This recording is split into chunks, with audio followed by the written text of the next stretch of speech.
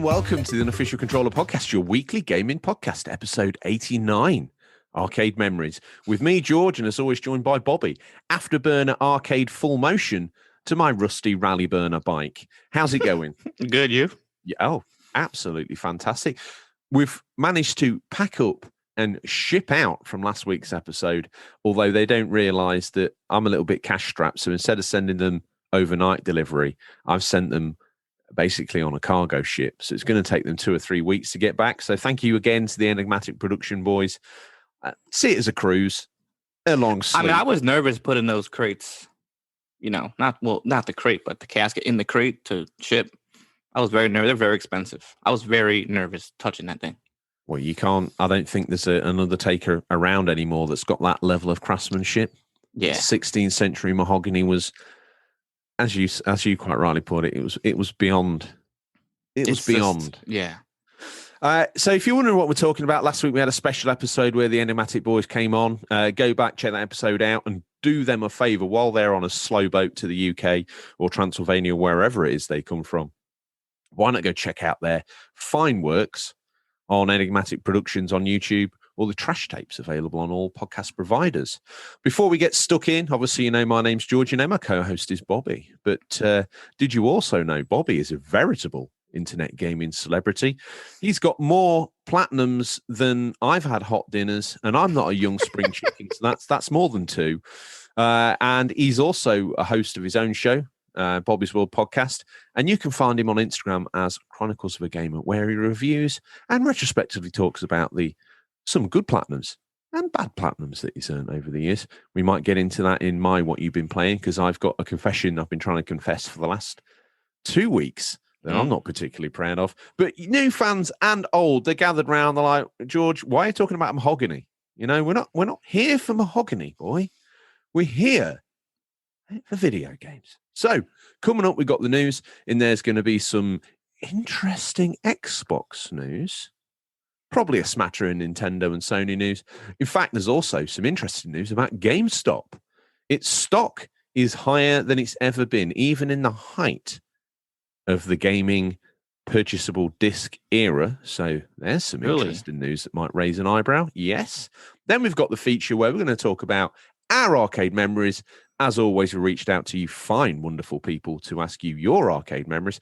We'll weave them almost tapestry-like into a beautiful picture, which we'll display through the medium of your speakers. Then, once that's all done, the dust has settled and the smoke has cleared, it's time to kick it up all over again as the man, the legend, Stingray, tears up. We'll go with tears. It sounds the best. I like it. Tears up Fifth for Main. That's roughly where we live in New York. He tears up Fifth and Main, handbrake turns, pops the trunk, outfly a load of new releases that we look at. We pick a VHS or 3. And then I asked Bobby what he's hoping to play for the gaming week. But the show, don't even think about it, bro. The show can't even begin. I'm very New York now. New York. The show cannot even begin until now. Odders. I see you've managed to get hold of a Pulse headset, friends, so grip tight on either can as you're playing your latest game and listening to this show through Spotify on your PlayStation 5, because you're multitasking. Not only are you a man of many talents, you're very busy. So we appreciate your time. Grip tight to that Pulse headset as I ask Bobby, what you been playing? So still playing Cyberpunk. Okay. So remember last episode I was talking about the issues I was having? Ah, yes. Okay, so in the Discord, another guy, Roast Space Monk, had another issue where he was like, "It's unplayable. I want to wait for the patches." And then Adam, kind of Picture 79, he said, "Is it in your SSD?" Now, for me, I'm not technically savvy. I'm just thinking, an external hard drive. They don't make sense, but that's how I thought about it. And I actually went back. Okay, looked in my external hard drive, and Cyberpunk is in the external hard drive.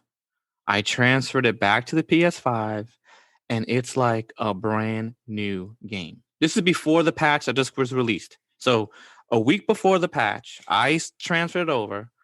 No issues. Your boy is a dum-dum. because Say sorry now. wow, Say bro, sorry now. I apologize. CD Projekt Red, they're listening. Not only do I see the crystal faces and the texture loads, it rained for the first time in my game. So it's absolutely amazing. Okay, so Cyberpunk, still playing that. I just met Pan Am, so I'm kind of behind, but also now I'm taking off. So we're gonna get there to the end, and then I'm playing Marvel Avengers with my brother, which now we have to stop because there's so many issues with trophy tracking that you have to play solo on a multiplayer game for them to register what you're picking up. Wait, are you having fun playing Avengers? Not anymore. So why not just stop playing it? Because I'm 91% away. I need 2 more trophies for the platinum. We're not giving up. If I platinum friggin' Vampire, I'm doing this one too, bro. Okay. I did enjoy the game up until a certain point where it's like, okay, either I need more friends or this has to go out the window. You could have asked me. I'd been asked you, bro. You don't go online. I said, let's do this. Let's have some fun. Yeah, you're right. Mm-hmm. If it was couch co-op, obviously me and you, through the back of the show being bored. Oh, I would love it. That'd be awesome. But you can't couch co-op it, so. I know. Which is kind of weird. You'd be in another room, maybe over here. It's just odd, but whatever. And then, so those 2 games. So one I love, one I hate. There you go. And then I tried the new Resident Evil demo. So I did like a little, amateur little stream on that. I didn't know that they released some kind of like gameplay, like I guess like a synopsis or whatever they call it. So I didn't know that this was it. So I didn't know who I was playing as, whatever. It's called The Maiden. It's not called Resident Evil 7. Mm-hmm. Or 8, sorry, 8. So I played it. It feels like an Outlast type game where you can't defend yourself. So you go around a little dungeon, you go to a castle. I believe they're vampires. I don't read the whole thing. I'm just assuming they're vampires because the woman who killed me bit my neck. So right. So that happened. And then I played through that. It's only about 10 minutes, 15 minutes. And if you know what you're doing, it's about 10 minutes. So it took me a half hour because I kept getting stuck. But I mean, it's interesting. I found 7's demo way scarier. This just seems like a typical Resident Evil game. The Resident Evil 7 demo I played was called, it was a VR one called The Kitchen. What was it called for the regular one? I don't know, but let me tell you, The Kitchen was terrifying. See, when you play Resident Evil 7 loaded up, you're already freaked out. I felt like, okay, whatever. And now, I don't know, because I play horror games or I've seen this before. I wasn't scared at all. Not once. I got a little startled toward the end because, it's a jump scare, which is cheap. Of course, it's going to get you. But I didn't scream. It's like a little, get startled. It's not Silent Hill 2 or 3, is it? It's not getting into the very core of your being as a person. Exactly. So I would like to see more. Now I'm interested in this. Before whatever, another Resident Evil. It almost seems to me they should just end Resident Evil. And just start something brand new because they had the ideas. I think the problem is cash grabbing on the Resident Evil name. Well, not only is the name bankable, but you've got like a subset of fans out there that kind of demand something that somehow links to the story. And I agree. They've stomped Umbrella Corps dry. Yeah. That mud hole is literally dust. But to keep it going and to keep people happy, this is why sometimes when franchises stop, I'm like, okay, like, here's a prime example, Uncharted. The biggest unkept secret in gaming at the moment is that one of Sony Santa Monica's secret team is allegedly working on an Uncharted game. And yeah, that's okay, but is it done? It should be done. It's like how they ended the main game was perfect. And I liked when Chloe and what's the other girl's name? Chloe, Nadine. Their game was pretty cool. I wouldn't mind singing something else like that. But also, if it ended like that, that's fine too. I think it went out great. Like, why beat a dead horse? Unless they start his daughter and he's like, Sully retired. He does the Sully role, and his daughter plays him. But then it's like, isn't that just Laura Croft now at that point? Yeah, I'm not even sure. See, I don't know. So that's all for me. What about you? Well, I've got some good news and some confessions. Let's get the confessions out of the way first of all. Okay. Inspired partly by you, but really partly by sort of green-eyed envy. I looked at your unassailable trophy count and I was like, what can I do to fix that? I know what I'll do. And I've been on some calls with Zutamax Media, big round table calls where they're talking to TV directors about the other shows, and I'm sort of sat in the background not really doing anything. So I downloaded My Name is Mayo on my Vita. Did you now? I did. I did. And I'll actually be honest with you, probably one of the hardest platinums I've ever earned. Not only was I physically exhausted from tapping on the screen, but if you think you're going to tap on the screen 10,000 times and just a platinum pop up, you've got another thing coming. You've got to go in, you've got to select the different suits, you've got to work out how many taps they need. If you didn't have a guide, that game would be unpenetrable. So anyone who says to me it's an easy platinum, if they say that and then use a guide, you're out. If you get the platinum on My Name is Mayo without a guide, you're a gaming god. Yeah, you have to read it. I mean, the story is also kind of interesting. And like you said, you have to select different outfits to tap. Yeah. And then if you don't do that, you're tapping for no reason. And it's different amounts of taps for each costume. It's not obvious. So no. I thought, do you know what? That was actually respectful of my time. Another game, I was going through my PSN free games and I saw Burly Men at Sea. Now I've heard people say, that's an easy platinum. I thought, all right, I'll get that. It is an easy platinum. But My Name is Mayo is way more respectful of my time. Now, I know there's probably seasoned journalists out there that say, Burly Men at Sea takes you on this journey through where you learn about the different settings and the nuances of these bearded sailors. And through that, you learn about yourself and the nuances of your own character. Utter drivel, okay? Anyone who reads a text is a loser. Anyone who plays that game for anything other than a trophy is a loser. You've got to do the same thing over and over again with different slight variations like touch tree, touch boat, touch tree. And then the next section, swim, don't swim. What a load of not. You've got Burly Men at Sea as a platinum, so don't make out like I don't. Haven't. Oh, there you go. There's another one to add to the list you'll be getting tonight. Get it on the Vita and on the PS4. Play them at the same time, one and each. That's how you can't do the Vita no more.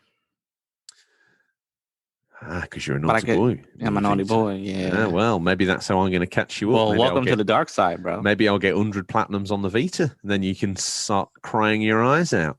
Not going to happen, though, to be fair. Once I've done a game story, I'm done with it. I've said to you many times, I don't then want to visit the nun in the monastery 6 times dressed as a cat to get the I Love Whiskers platinum. Very true. No. What else have we been playing? Now, we must confess. So Burly Men at Sea, easy platinum, but My Name is Mayo, way more respectful of your time. You have to do 2 now. 2 what? Part 2. Is there a part 2? My Name is Mayo, mate. My Name is Mayo. So if you sold me there was a sequel to Burly Men at Sea, I'd be like, no, mate. Yeah, no, you have to do 2. It's the only way to become part of the real dark side is to do part 2 as well. I'm done, to be honest. No, bro, do it. I'm waiting for the trilogy to drop. I mean, it's going to be amazing. Part 3 is just going to change the world. Well, I know that people have been on tenterhooks. People have reached out to me. Retro Gamer Thomas has been especially generous in supporting me through my PS3 morning. So thank you to him, Donna and Millie. As always, you're fantastic human beings. And I appreciate you. I appreciate every listener that we have among the assembled thousands, but quite a few of you make yourselves known to us through the Discord and private messages and all that. And we're not unassailable gaming celebrities. You can reach out and speak to us, Bobby. Let me ask you this.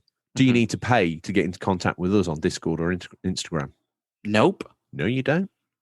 No, you don't. Get in contact. Anyway, we all know the tale of my PS3 passing. Yeah. I went on eBay and there's a gentleman on there called Rare Things N01. RARETHINGZ N01. He is a PlayStation 3 doctor. Okay, so it's like a ripper doc. He is, but he delids the PlayStation 3s. He puts new thermal paste in there. So between the chip and the heat spreader and the heat spreader and the GPU cooler. So this guy he's doing things to PlayStations to make them better than they were when they left the factory. Coupled Oh, with my wow. SSD, his now supplied to me launch 60 gig runs Whisper quiet. I'm talking PlayStation 5 quiet. Wow. Yes. Now, the fans kick in a little bit when you're playing something like a Naughty Dog game or now. So thank you to Rare Things NO1. You're a legend. Hopefully, That's awesome. anyone who wants a new to you PS3 or a Slim that's been a service to be even quieter than it even is, or a launch stock model, get in contact with him. He's on eBay. Great bloke. His name's Matt. One of the most kindest, most gentlest, most patient human beings. Obviously, my PlayStation 3 love runs deep. So to put up with me, the guy's an absolute saint and deserves to be exonified as a unofficial controller podcast deity, for which he now will be. So if anyone wants to reach out to him, also contact me because I've got his personal contact details as well. All that being said, I thought, well, I'll push the PS3 he sent me to the absolute limits. Okay, let's see what this girl can do. God of War 3. I don't think enough said about that because everyone's like, oh, God of War on PlayStation 4, amazing looking game. It's beautiful. Amazing graphics. Yeah. Story of learning to be a father. Like, not really. Like, Atreus never poos himself. Okay. So I don't know what you're learning about being a father through that game. Nothing. Okay. This is what single games journalists come out with. Oh, it taught me to be a father. Yeah. What, to your dog? Get a grip of yourself. Okay. But God of War 3, let me tell you now, I've forgotten. Now, because of the SSD as well, I found it to be flawless because I think when I first played it, the PlayStation 3 was struggling and there was slowdown when there were enemies on screen and some of the textures were a little bit lazy. This game ran better than I ever remember running. And the actual visual fidelity of those Colossuses or whatever they're called, climbing Mount Olympus, and you as the Titans climbing Mount Olympus, I think, which was at the end of 2 and 2 rolls into 3. Yeah. Kratos is running up their arm and then fighting, and then those Poseidon, I think it's Poseidon. Yeah. He's like controlling these sort of white horse crabs. The water effects on those, I was like, my God. It's a beautiful game, dude. It is beyond beautiful. I can only imagine with your new system. But the thing is, what frustrates me is Ascension is a prequel to the whole series as a whole, okay? And for me, like, maybe it's that opening scene that really blows you away, but Ascension isn't as good looking as 3. It feels like they kind of turn things down about 10 or 20% because 3 is massive in scale, ambitious as all hell, whereas Ascension feels to me like they've just sort of reskinned God of War 1. It's very much more tight corridors and less intense stuff. Other than that, so that's the sort of, I've been I stress tested it with Last of Us again. You know, can't help myself. That game, can't believe it's running on that hardware. It looks phenomenal, and the SSD stops the popping of the textures, so it looks, in my opinion, looks just as good as the remastered version on PS4. Naughty Dog. So I played Drake's 3 as well, which is still a cracking game, and it looks incredible. Putting all the PlayStation 3 niff-naff and trivia to one side, once again, thanks to Rare Things #1 on eBay. You're a very good man to me, so thank you for that, Matt. PlayStation 5 stroke 4, Persona 5. I'm through to the last boss in the first palace. The first time I've been, it's still a tutorial mode, so it's a little bit frustrating that I got beat. So I need to go back and see it through. But now I know what to do. I'll get it done. The first I wasted quite a bit of life, like, fighting him when I should have been fighting one of these ancillaries that he has with him. You can cut them off to make it less of an issue. But yeah, we'll get there, friend. We'll get there. That's still enjoyable. Again, the turn-based, as slick as it is a little bit sort of like, you're just rolling dice, aren't you? And it's pretty visuals, but the story's enough to keep me moving. I think, really, apart from obviously the shocking confessions of my my Vita Platinums, which will haunt me forever and a day, and everyone basically just texts me now the word shame. I deserve it. Shame. Not from you. No, I know. I'm just saying shame. That's just what they're going to say. But I don't care. You can't. You've got platinums in all sorts. Like Listen, Barbie's Horse Adventures. They tell me, no, never. Just my name is Mayo. You've forgotten the platinums you've racked up. I know. Well, I mean, listen, I played some stupid games to get up there. But Mary Kate and Ashley's Hair Plaiting Simulator 5. I've checked. I would never, bro. You've got the platinum in that and its follow-up 6.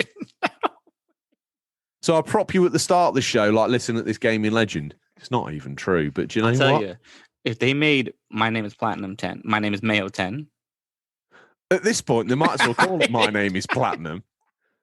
Anyway, if you think that's news, get ready for this. We scoured the very darkest regions of the internet to bring you the latest stories. First up, now let me slap my games journalist chops in here because we've got GameStop's a go-go. You'll like this one, Bobby, seeing as you invest in stocks and shares. Struggling retailer GameStop stock curiously hit an all-time high this week, but it's not because Sony, Microsoft, and Nintendo suddenly decided to stop selling their games digitally, and it's not because a new set of Funko Pops has taken the internet's imagination by storm. No, the stock price jumped to an all-time high because some institutional investors bet on the company to fail, and a bunch of amateurs on social media decided to call their bluff and try and get rich in the process. GameStop has struggled to reinvent itself as the video games have increasingly gone digital. Now established investors and Reddit day traders are going to war over its future and making the games company's stock price do ridiculous things in the process. At the beginning of the year, GameStop stock was trading at just under $20 a share. In the week since, it's more than tripled in value, reaching just over $73 at its highest point. GameStop is up 174%. It seems people on Wall Street bets, along with several YouTube and TikTok investors, guessed as long as a year ago that if they bought shares of GameStop at a low price, the short sellers would eventually be forced to cover their short en masse, which would drive the price up. Shorting seemed like a sensible bet considering months of bad news and poor financial reports coming out of GameStop, but then Reddit finance personalities began musing about how they thought GameStop was actually a great investment opportunity. The logic was based on how many other investors were already short selling it. Just today, CNBC reported that GameStop is the single most shortened stock in US stock market history.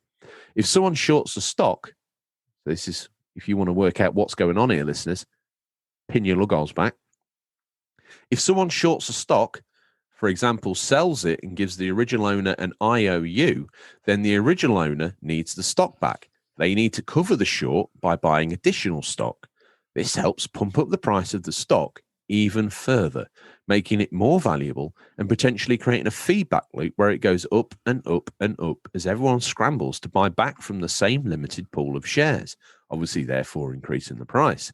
One of the GameStop short sellers is Andrew Left, called Wall Street's bounty hunter by the New York Times because of his reputation for shorting companies he considers weak and following up by publishing research about why the company's going to fail or in some cases alleging outright fraud. Yesterday, Andrew Left put out a 6.5-minute video on YouTube making his case for why GameStop is doomed. Wall Street Bets in turn organized what finance pundit Jim Cramer called an ambush, pumping up the GameStop stock in a coordinated campaign to squeeze Andrew Left, forcing him to buy tons of stock to cover his own position and in turn making their shares worth even more. Jim Craver is an absolute goon, but anything fits the bill of mad money, it's this.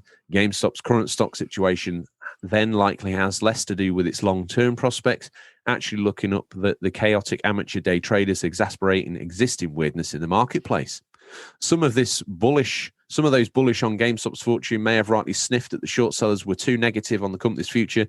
As with everything on the internet, what may have started as people trying to and succeeding at making a quick pitch of cash has come much more, including a sort of crusade against Left as well as an unlikely source of GameStop fandom.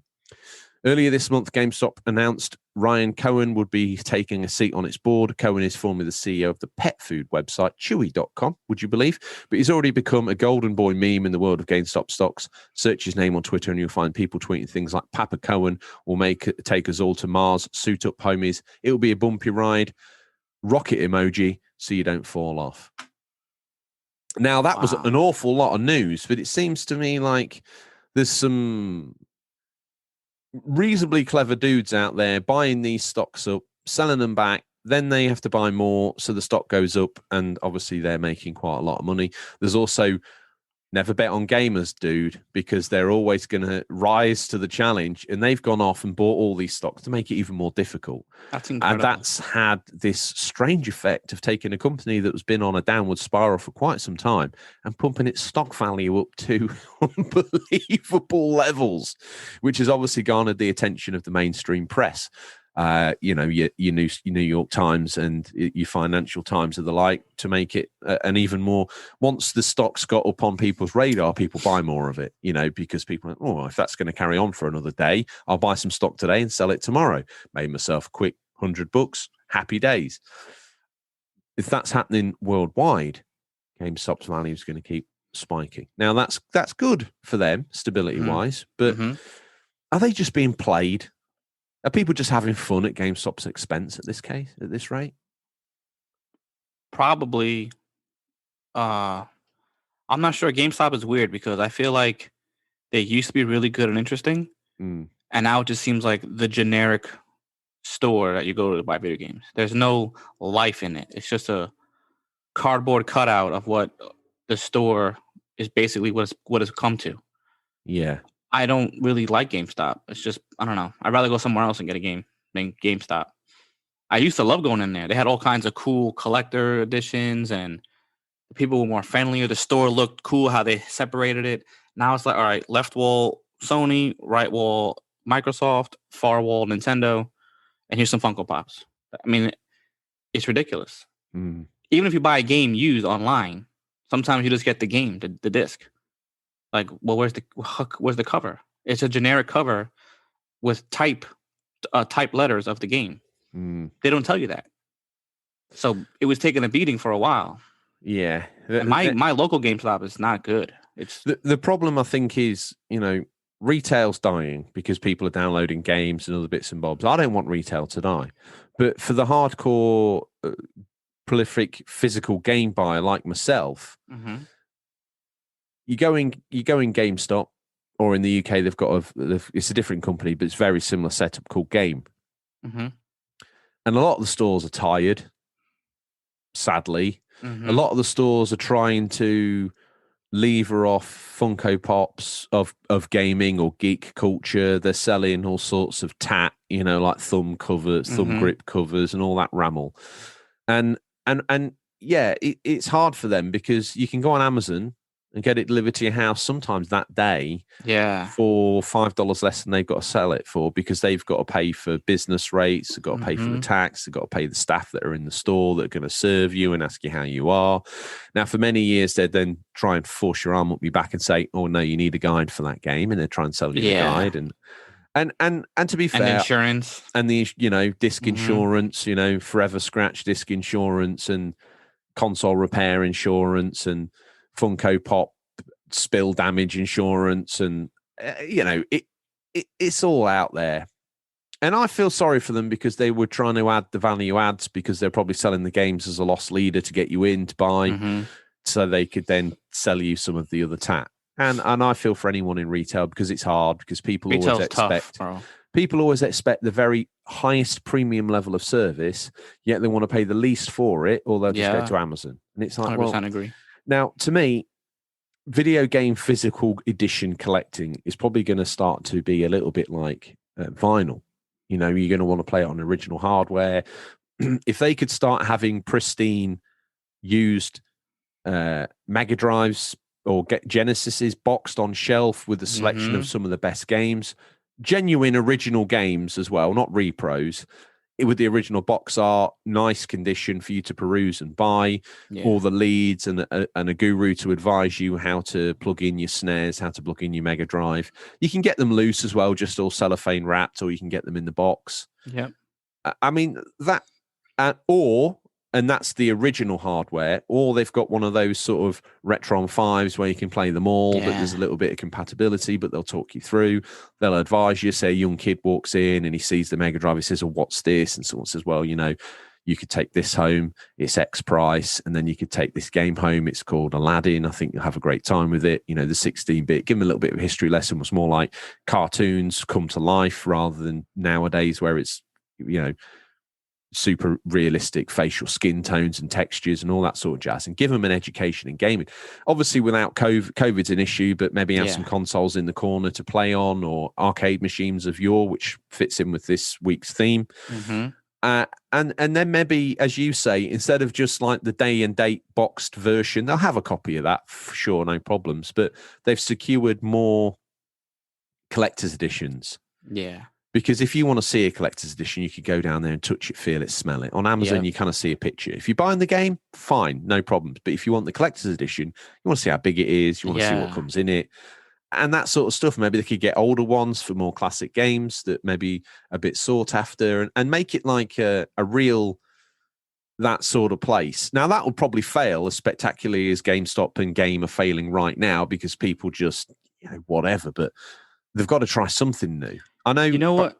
It's just funny because they used to do, like, okay, on the PS2 era, they would have the PS2 games, like I said, different sections, Xbox section, but then they also had the retro games. They used to sell Nintendo, Super Nintendo. You would see them in like the bins, all nicely arranged. Okay, oh my God, now you can get PS2, Nintendo. There was so many strategy guides. This is all obviously before the internet, I guess, but it was like such a different experience. The thing is, at the time, okay, they were selling Genesis, they were selling SNES, but Genesis and SNES weren't cool kitsch retro consoles. They were like $1 games that you could buy, and they were selling them because they probably just had rooms full of them and didn't know what to do with them. So instead, because I was thinking this as I went on my passionate speech about what I think Game and GameStop should be, and I was thinking, well, they used to do that, but they didn't do that when these games were sought after collectibles. They did that when it was bric-a-brac they were trying to get rid of. Now they could reposition themselves as, you know, sellers of high quality. Because you go on eBay and you get a copy Genesis game or a Mega Drive game or a SNES game, and you think, well, that looks nice, and it comes in the box of fake. Yeah. And you open up the actual cart and it's a repro, and you're like, oh no, you know, what's going on? Whereas they could vet against all that and possibly provide some insurance to say that if a repro does sneak through, no issues, we'll hook you up immediately with a replacement of similar quality, and we'll vet whether the box is genuine, we'll vet whether the label's genuine. Not grading it to put it in a box and never play it sort of drivel, which I detest in gaming, and I detest it with toys as well, because they're meant to be touched, feel, held, and played with. But yeah, that's my take on it. I would love to see a reinvention of GameStop and bring it back to like where gamers love to go to try stuff out and talk about gaming. My problem is, at least in our local shop over here, the people they hire don't play video games. So when you ask them, hey, what's good? They just say, oh yeah, it's a good game, because that's what they heard, right? They could change up the interview process a little bit. We have like a little bit of knowledge. Like, okay, I know you need a job. Jobs are scarce. I need one. I'll take one. But it's nice to know that, like you play something. Well, it'd be better if, to me, if the person that they're employing doesn't know anything about gaming or not, that's fine. But they can train them. That's what I'm saying. Yeah. Or some kind of program on like, here's a little bit of knowledge. Yeah. So you employ a manager, and they are a gamer that has some knowledge. You also employ a guy that goes around and educates people on the history of Sega, Nintendo, and they try and impart that, but with passion. So that when you're speaking to someone, they're like, oh, you know what, I've only been here a month, but I've been on the training course, and I know it sounds a bit fake, but I've played this Aladdin, and I can vouch for it. It's great. I mean, considering 16 bits and all that other ramble, it's great. And if you want to take that home today, 13-year-old with $150 from Christmas burning a hole in your back pocket, and you want a box Genesis and you want this game, Yeah, I can recommend it. Or you could get a Retron 5. Well, what's that? Well, you can play SNES, Genesis, Mega Drive on it. You can do the whole bag of tricks. Oh, that's actually a better deal. Yeah, okay, that's that. You're sorted. You can plug the original controller in if Dad's got one kicking around. Educate them a little bit more. I think the whole, if you go into like a DVD, record, CD store, they're not experts anymore. It's the same. Because if you go into a mom and pop, as you call it here in the States. Oh, man, they'll even tell you, like, what best hardware to play this on. Exactly. Because and then, like, you're like, really? And like, yeah, I had this my whole life. Boom, boom, boom. Even a candle store. I love candles. I like candles. Evil Eyes candles. Boom. When you go into like Bath and Body Works, the local well, not local, but it's all over America. But we have one here. It's like, oh, I want a new scent. This scent just came out, right? But they train the employees. Here's a candle. Take it home. How do you like it? What are your thoughts on it? So now when you say, hey, I'm looking for something sweet, boom, boom, boom, boom. Meanwhile, they're training them. Who knows about candles? They don't. They just learn. In GameStop, they do the same like you said. Train them a little bit. You have a little bit of knowledge, so you sound like you know what you're talking about, rather than, oh, yeah, I heard it was an awesome game. Oh, did you hear it was an awesome game, or do you know it's an awesome game? It's a huge difference. And I know it's a little bit, retail space is precious and all that, but and I know loads of people, there's coffee shops everywhere, but to have like a cafe in the corner that's selling... bro, don't even talk about that. Coffees themed on games. I'd love it. Get yourself a Sonic. What's that? Well, that's what we call the espresso. All right. Or like a 1-up mushroom from Mario. Yeah, but as a cake, as a muffin, right? Perfect. Okay, and you sit there, and they've got some magazines. Some of there's only like 2 or 3 magazines these days, but you've got magazines you can look at that they're just burning as consumables. They're going to get coffee spilt on them. They're not bothered. Okay, but they're there to read. Bro. Arcade cabinet. A little book section, because there's like so many good books about gaming now. Yes. Hardcover coffee table books that people would buy as gifts. Like, have some Funko Pops, but not make it look like it's a Funko Pop shop more than it is games. And then get that whole culture. Maybe even stay open late one night and have like a round robin on a game. Fastest time on Sonic wins a copy of... You see, there's the local, well, not local, but so you're not from New York, right? But you live here. Yeah. So basically, we live in Queens, okay? Or I come from the Bronx. And basically, anywhere in New York City, when someone says, "Oh, there's a store in Brooklyn," you might as well just say you're going to New Jersey, right? Yeah. It's too far for anybody. But literally, there's a store in Brooklyn. I forgot. I think it's called just Brooklyn Video Games. They just do what you said. Twice a week, they stay for a competition. They have a bunch of kiosks. They set up like a Street Fighter tournament, a Mortal Kombat tournament. Someone can win either cash money prize or something of X amount of value in the store. And it's like, it brings that little community together to go to the store. And the way the store is set up, it's like, bro, this is what GameStop should be doing. Because it's just so more intimate that you feel like I'm buying this from this guy's personal collection rather than the 800th DVD I sold today. They need to bring that back, man. That's just what you described would be the most. I would go there every day. Yeah, but the thing is, would we? Because we're all lazy, and we like the idea of being able to. I mean, I would. We in Lincoln, where I'm from in the UK, we used to have Gotham Games, and now they didn't do all. Tom didn't do that sort of stuff, competitions and stuff. Yeah, but there was that sense of. It's his store. It's his and shop. I got to know, and without sounding weird, got to love Tom. He's on the Discord now. If you want, not our co-host Tom, but Tom, I think he calls himself Tapmaster Tom on there now. Yeah. He's no longer trading as Gotham Games, but he's still passionately involved in games, and he's on the Discord, regular contributor. And yeah, he's such a great lad, and he had a deep knowledge of games. You could trot a game under his nose that you thought was obscure, and he'd be like, "Have you played that before?" And I'd be like, "Oh no, why? What's it like?" Like, well, yeah, if you want it, fine, but it's a bit of a car crash. You'd be like, "Oh right, okay, but why?" And then he'd tell you why, and you'd be like, "Yeah, well, I want to play it if it's a, because I'll often pick out games that I've either checked in old magazines that I've got. It was like the cover star. A lot of games were the cover stars of magazines, but then sort of failed. and you see it and you're like, I want to give that a go because I want to understand why it didn't review well. I want to understand why it was the cover star. And then I want to understand what all the advertising was around it. You know, a lot of games had big hype trains and then failed. Aliens, Colonial Marines as an example. I've got that game and I was going to dust it off. Spoilers for what you're hoping to play, and try and critically examine it like I did with Alpha Protocol in the early days of the show.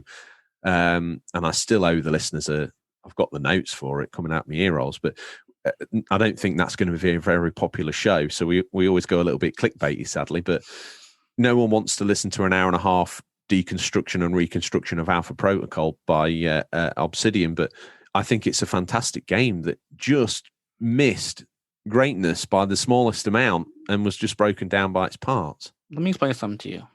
Okay. Did you ever see The Fog? John Carpenter's The Fog. I may have, but it's... Okay, so in this movie, Adrienne Barbeau, who was a knockout in the 80s, okay? She would play, I don't know, smooth jazz or whatever it was the station she played on. Yeah. I can care less about smooth jazz, bro. But the way she described it, I listened to it. With your voice being the Adrienne Barbeau of the Unofficial Controller podcast, if you talked about Alpha Protocol for an hour and a half, bro, give me a coffee.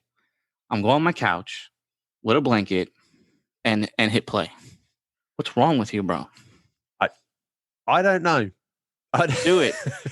Okay. Do it, bro. Well, maybe that's one of my New Year's resolutions. You will, at some point in time, get an Alpha Protocol documentary. I think we'll slot it into the normal feature, but we'll go all in on it because there's some. And I've followed and made notes of people on Twitter that were part of making that game, and I was going to try and reach out. I wanted it to be my magnum opus, so to speak. It's always been something that's burned away in the back of my head. Maybe that'll be our 100th episode. That would be. Ooh, that'd be fire, bro. Anyway, I think we've deconstructed and reconstructed GameStop, much like RoboCop. Yeah. That's an interesting 80s movie. Another late 80s, early 90s movies is Free Willy.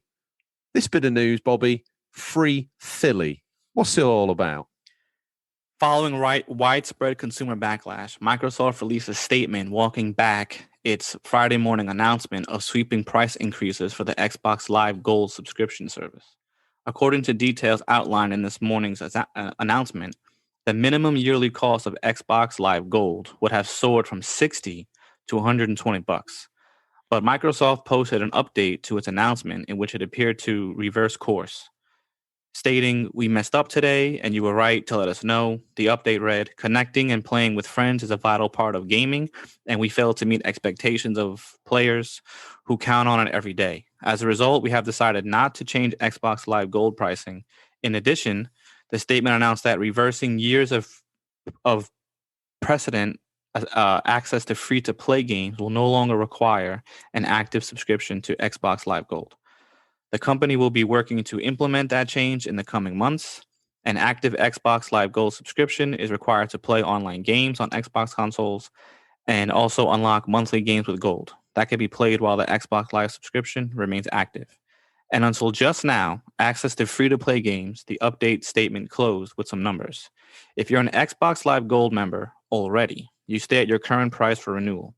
New and existing members can continue to enjoy Xbox Live Gold for the same prices they pay today in the US, $10 for 1 month, $25 for 3 months, and $40 for 6 months, and $60 for retail 12 months.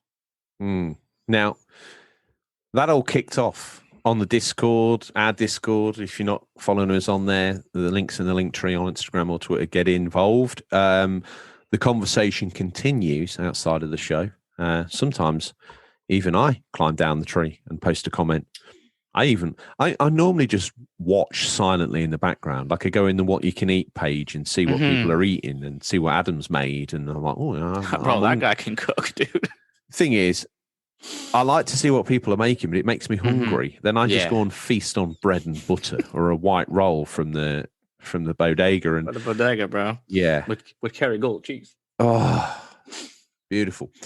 But I mean, what can we say about this? Obviously, they've spent some money recently. They've dived into Uncle Bill Gates's pocket and took out a rather considerable loan of $7 billion to help bolster their studios by buying. They didn't just buy an upcoming studio. No. Xbox don't do that. Microsoft don't do that. No, they bought Bethesda. Huge, big investment, massive. Yeah, awesome news. But that costs ridiculous amount of money. Dude. Now, I've always been a bit nervous about games as a service. People know that I like to collect physical media. In 10 years' time, when the internet breaks down, I can still get my console out, dust it off, plug in the game, and I can play it. Okay, fair enough. Now, there's going to be some counter arguments there about, oh, well, it needed a patch day one. And yeah, but something's playable on that disc and I own it. Okay.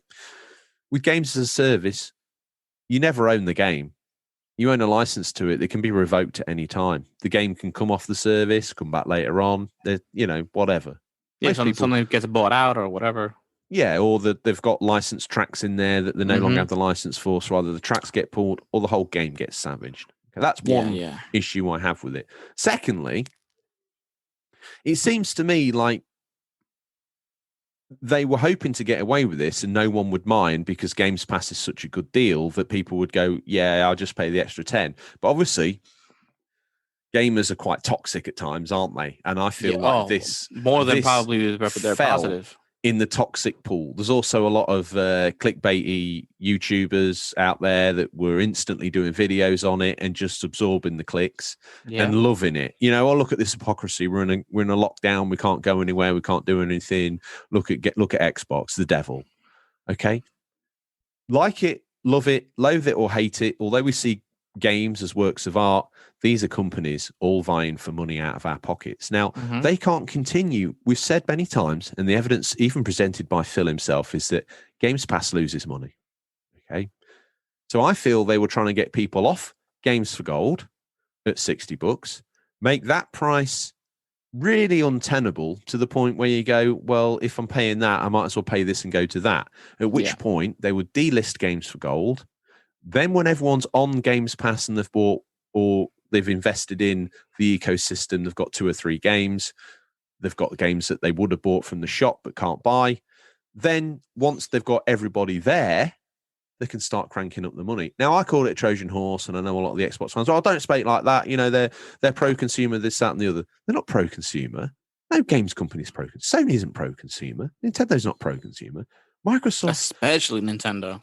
Microsoft are pretending to be pro-consumer because that's the wave that they're surfing at the moment, right? It's getting them. For many weeks, I've gone and said Games Pass is a great deal. If you're looking at getting a console, unless you're invested in Sony's ecosystem, get a Xbox Series S, get Games Pass, knock yourself out. Yeah, casual 100%. gamers. 100. If you've got a kid that's like, I want a next-gen console, Xbox Series S, Games Pass, knock yourself out. All right? Fair enough. It's a great deal. But it's the start of the rot. Like Netflix, the beginning of this year, they put their price up. Yeah. Everyone's on lockdown. They've probably got more people subscribing and watching than they've ever had. They put the price up. Yep. Okay. They need to make money. Xbox need to pay back Uncle Bill. If they weren't if Xbox was a span-off company that wasn't part of Microsoft, it would have failed a console ago.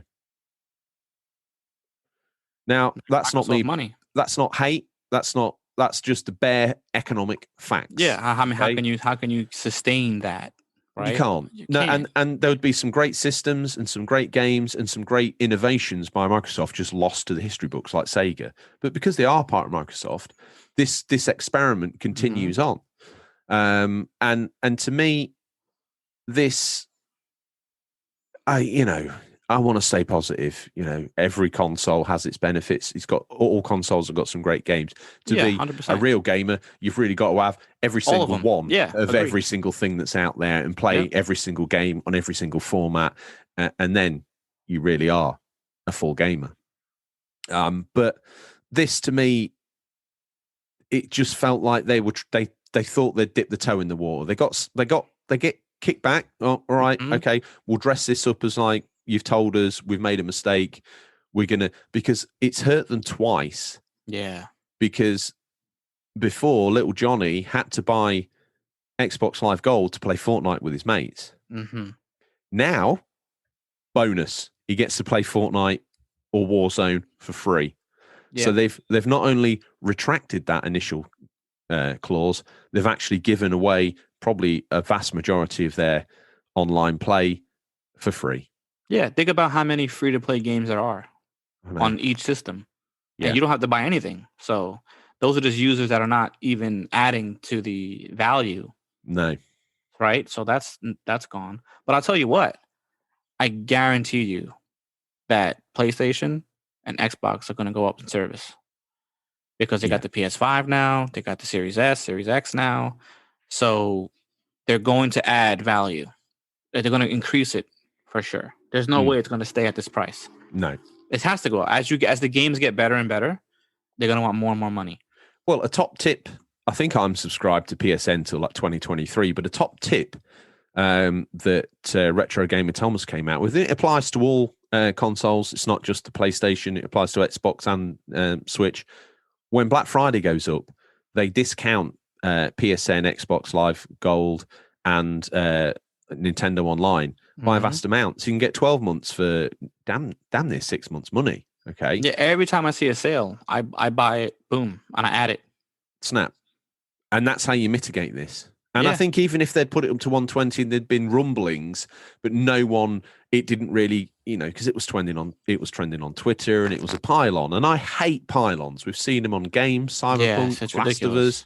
It's ridiculous. And they threaten people. What are you threatening people for, man? Exactly. And Xbox got piled on big time. And I felt sorry for them because at the end of the day, they're trying to, and I think this is pretty much what was going on. They were trying to flick people off gold and flick them onto Games Pass. But also look at what they're offering for the amount of money. It's great. But bro, 50% increase? That's insane. Again, if you're a casual player on Xbox who played Warzone, but who didn't have Games Pass and maybe bought a couple of games a year, maybe, Red Dead came out, I'll buy that because everyone's buying it, Skyrim or whatever came out, I'll buy that because everyone's buying it. You play it, you dip in and out, and eventually over the course of the console's life, you finish the game, you're like, yeah, that's brilliant. Grand Theft Auto comes out. Yeah, brilliant. Okay. For that player to get Games Pass, they're getting their hand on an all-you-can-eat buffet, but they only eat salad. Yeah. So it's a complete waste of cash compared to what they would normally buy. But Xbox Live Gold at $60, it is tenable for them to play COD with their mates. Yeah, yeah. So, I mean, I don't know. It's like I say, I don't like a pile-on. They got piled on, and that got my back up because they're a company. They're just trying to make some money at the end of the day. And a lot of the pile-on comes from people trying to make their name on social media. I know in a way by talking about it, we're part of the problem, but I'm trying to show a mirror to the problem rather than getting, hype on the problem train. Yeah, we're not going to call this show like Microsoft are the devil and they put the price up and it's ridiculous. I wouldn't. I mean, it's going to happen. The price it's bound to happen, right? So since they bought ZeniMax, you can imagine as Elder Scrolls 6 starts to become something. Or the next Fallout, you're going to see, especially with Halo, they might do a little increase again, but in a small increment.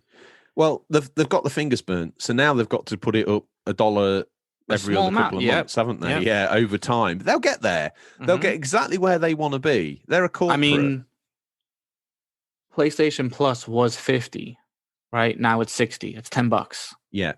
$10 a month for every user is a huge amount of money. It is. It's just $10. $60 increase is just insane. So I'd be furious too about the PlayStation guy, or even Nintendo. It's $20 Nintendo. They wanted $40 now. First of all, what are you even offering on Nintendo? Well, you get access to the virtual console on Nintendo. Yeah, you do. I mean, but probably everybody who's a gamer probably already has those games.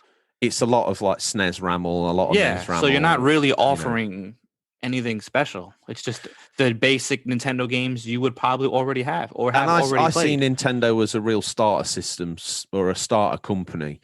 I don't play really Nintendo games anymore because they don't give me the satisfaction I probably want. But as a young kid, you get that. You can play Fortnite, you can play the Mario games, 2D and 3D, whatever. I sometimes look at that virtual console offering, and I was thinking, it's empty. Kids going to get this. They're going to go, oh, look, Donkey Kong on the SNES. Let's play it. Oh, that looks kind of cool compared to the other Mario games that are on here. it's achingly difficult at 16-bit. They haven't got the patience for it. It hasn't got the continues. It hasn't got the save state. So it maybe does, but they're not what I would call modern gamer friendly. So bar a curiosity and the fact that Nintendo have already made money out of these a million years ago, that's why they're giving them away. It's a bit savage, but so I don't want to be part of the pylon. It is part of a major of a major plan that they've probably had to.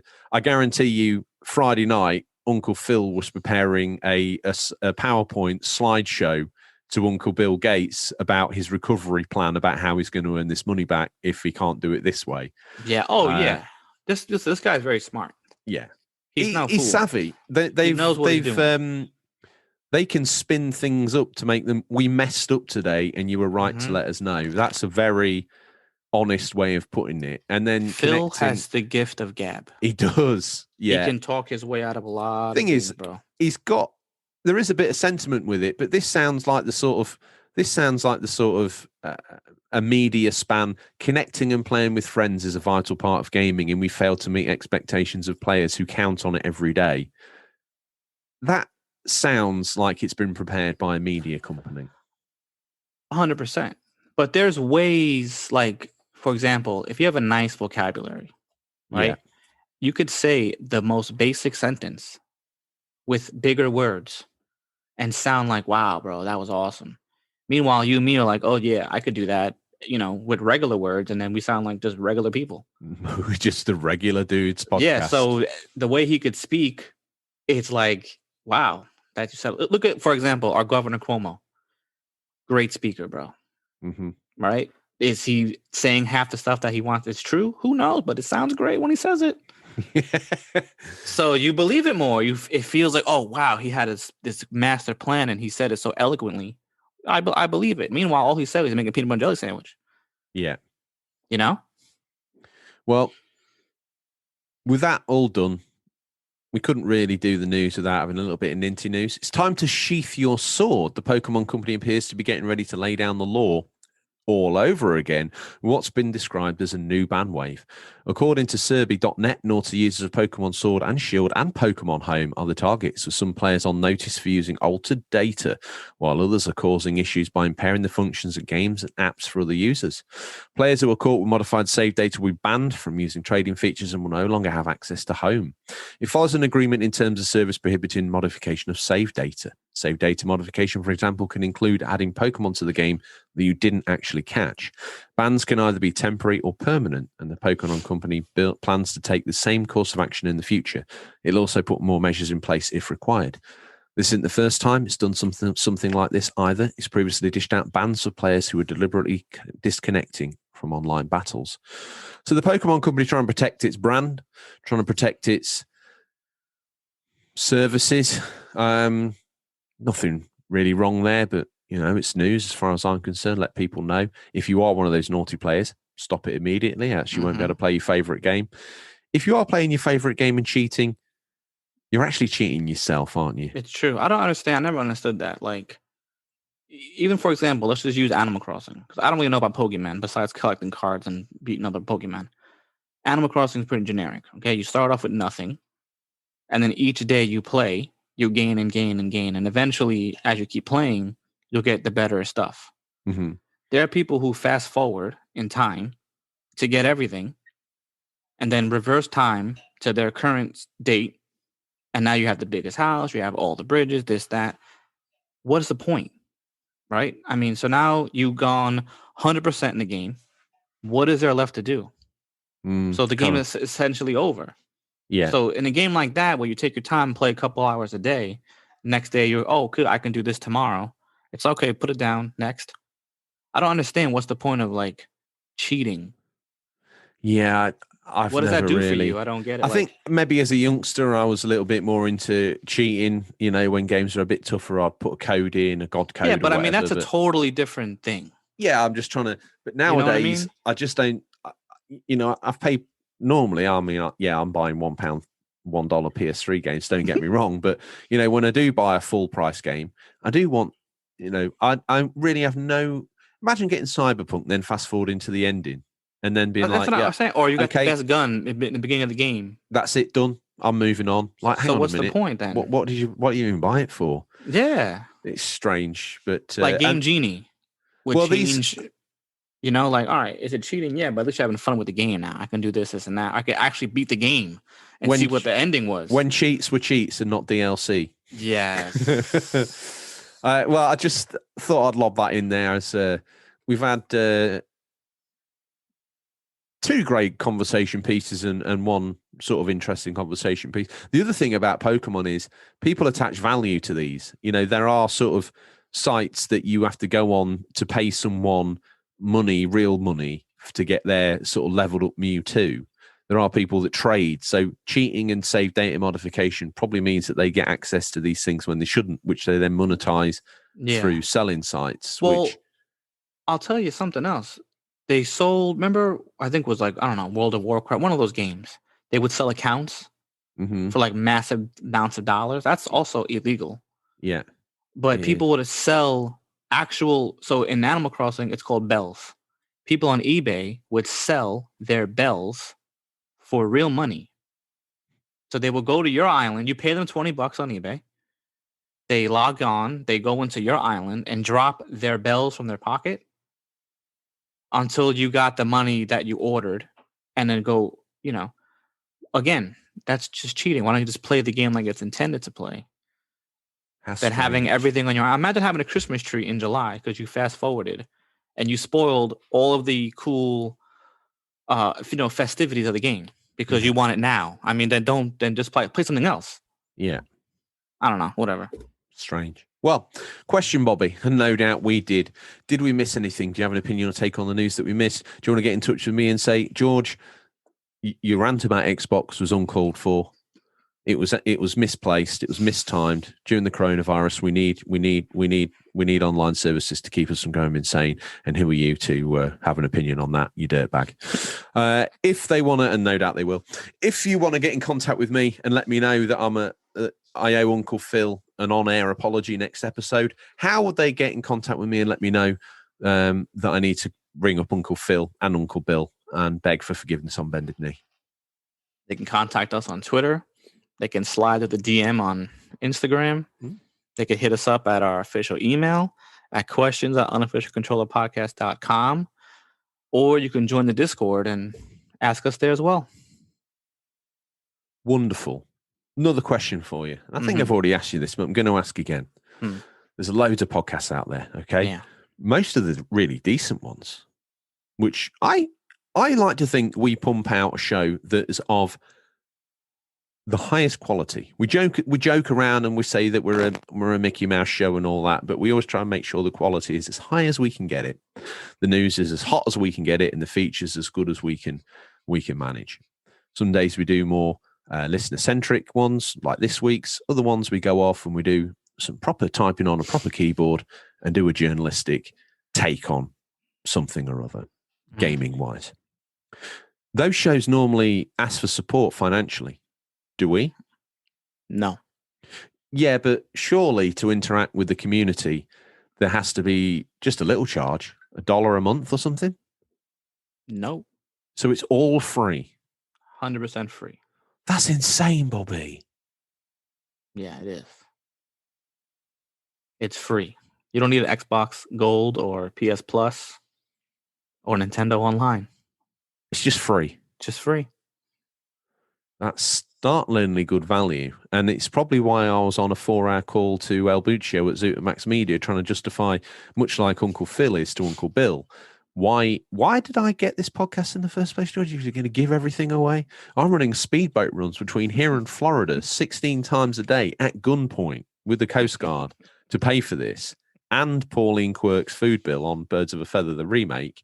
Why, George, quite frankly, am I running the risk? I don't know, Uncle El Buccio, but I maybe, I don't know. I really don't know. I don't know. He said, what have you done this week? Have you organised any sponsorship deals? No. I think they're not really respectful of the listener's time.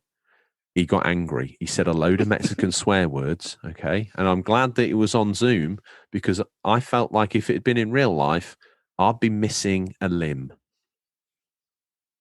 He knows people that know people, Bobby.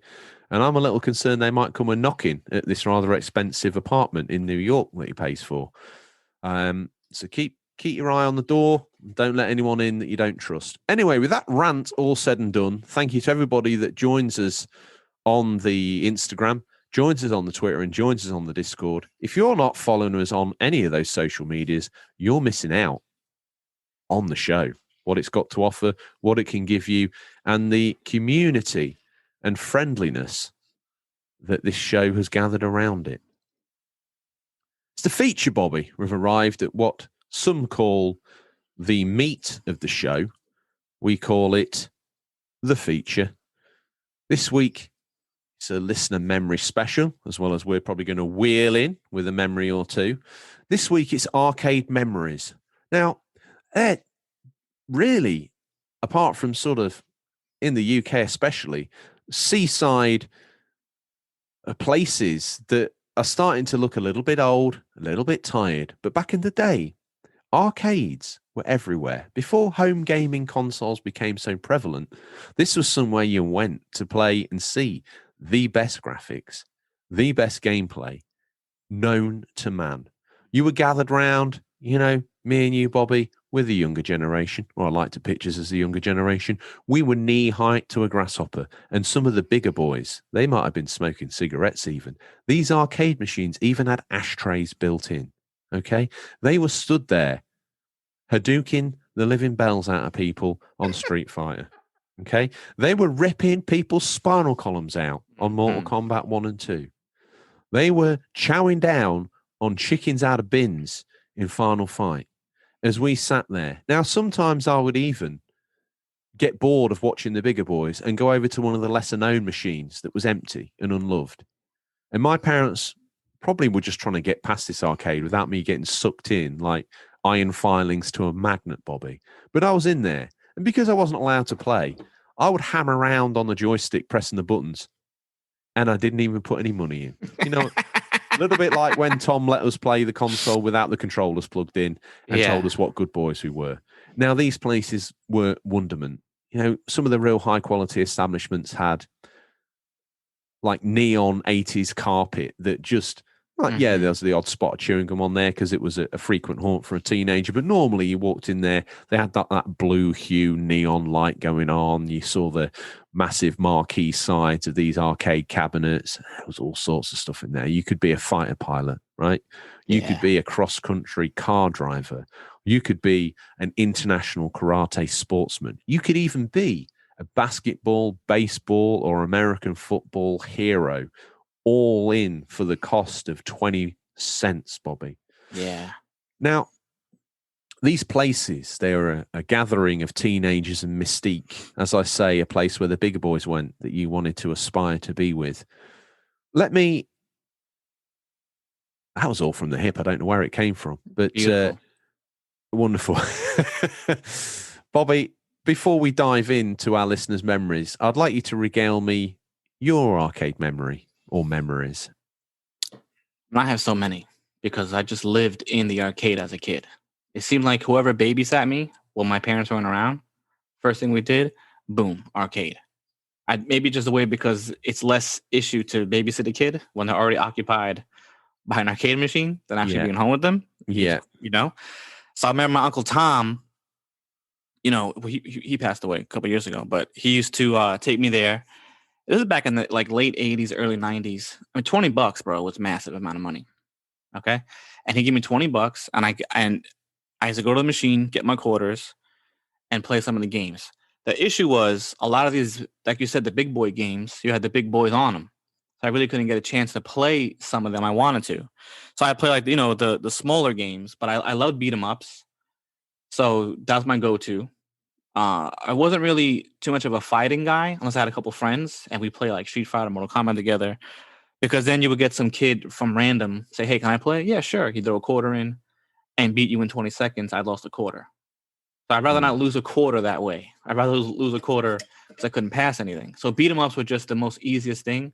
Because even if a stranger came on, like X-Men, for example, we had the 6-player arcade. Oh. All right, I got 3 friends. Now someone else got 3 friends or 2 strangers, whatever, come on.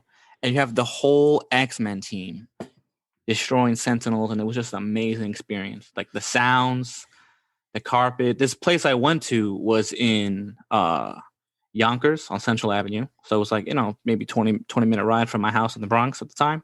Mm-hmm. And we go around lunch. I don't know the name of the arcade. I don't even know if it had a name. It was just in this place called Nathan's. So it was like a hot dog spot. Yeah. So they do hot dogs, chili, cheese fries, whatever. You go there, eat, and then once you finish eating, whatever, you go in the back. Or you don't have to eat, just go into the back. It had this huge. That's what I wanted my American New York experience to be, but because of COVID, we've not even been out of the apartment. I've been down to the bodega, and sometimes I have to queue just to get a blooming candy bar. So, hey, boss.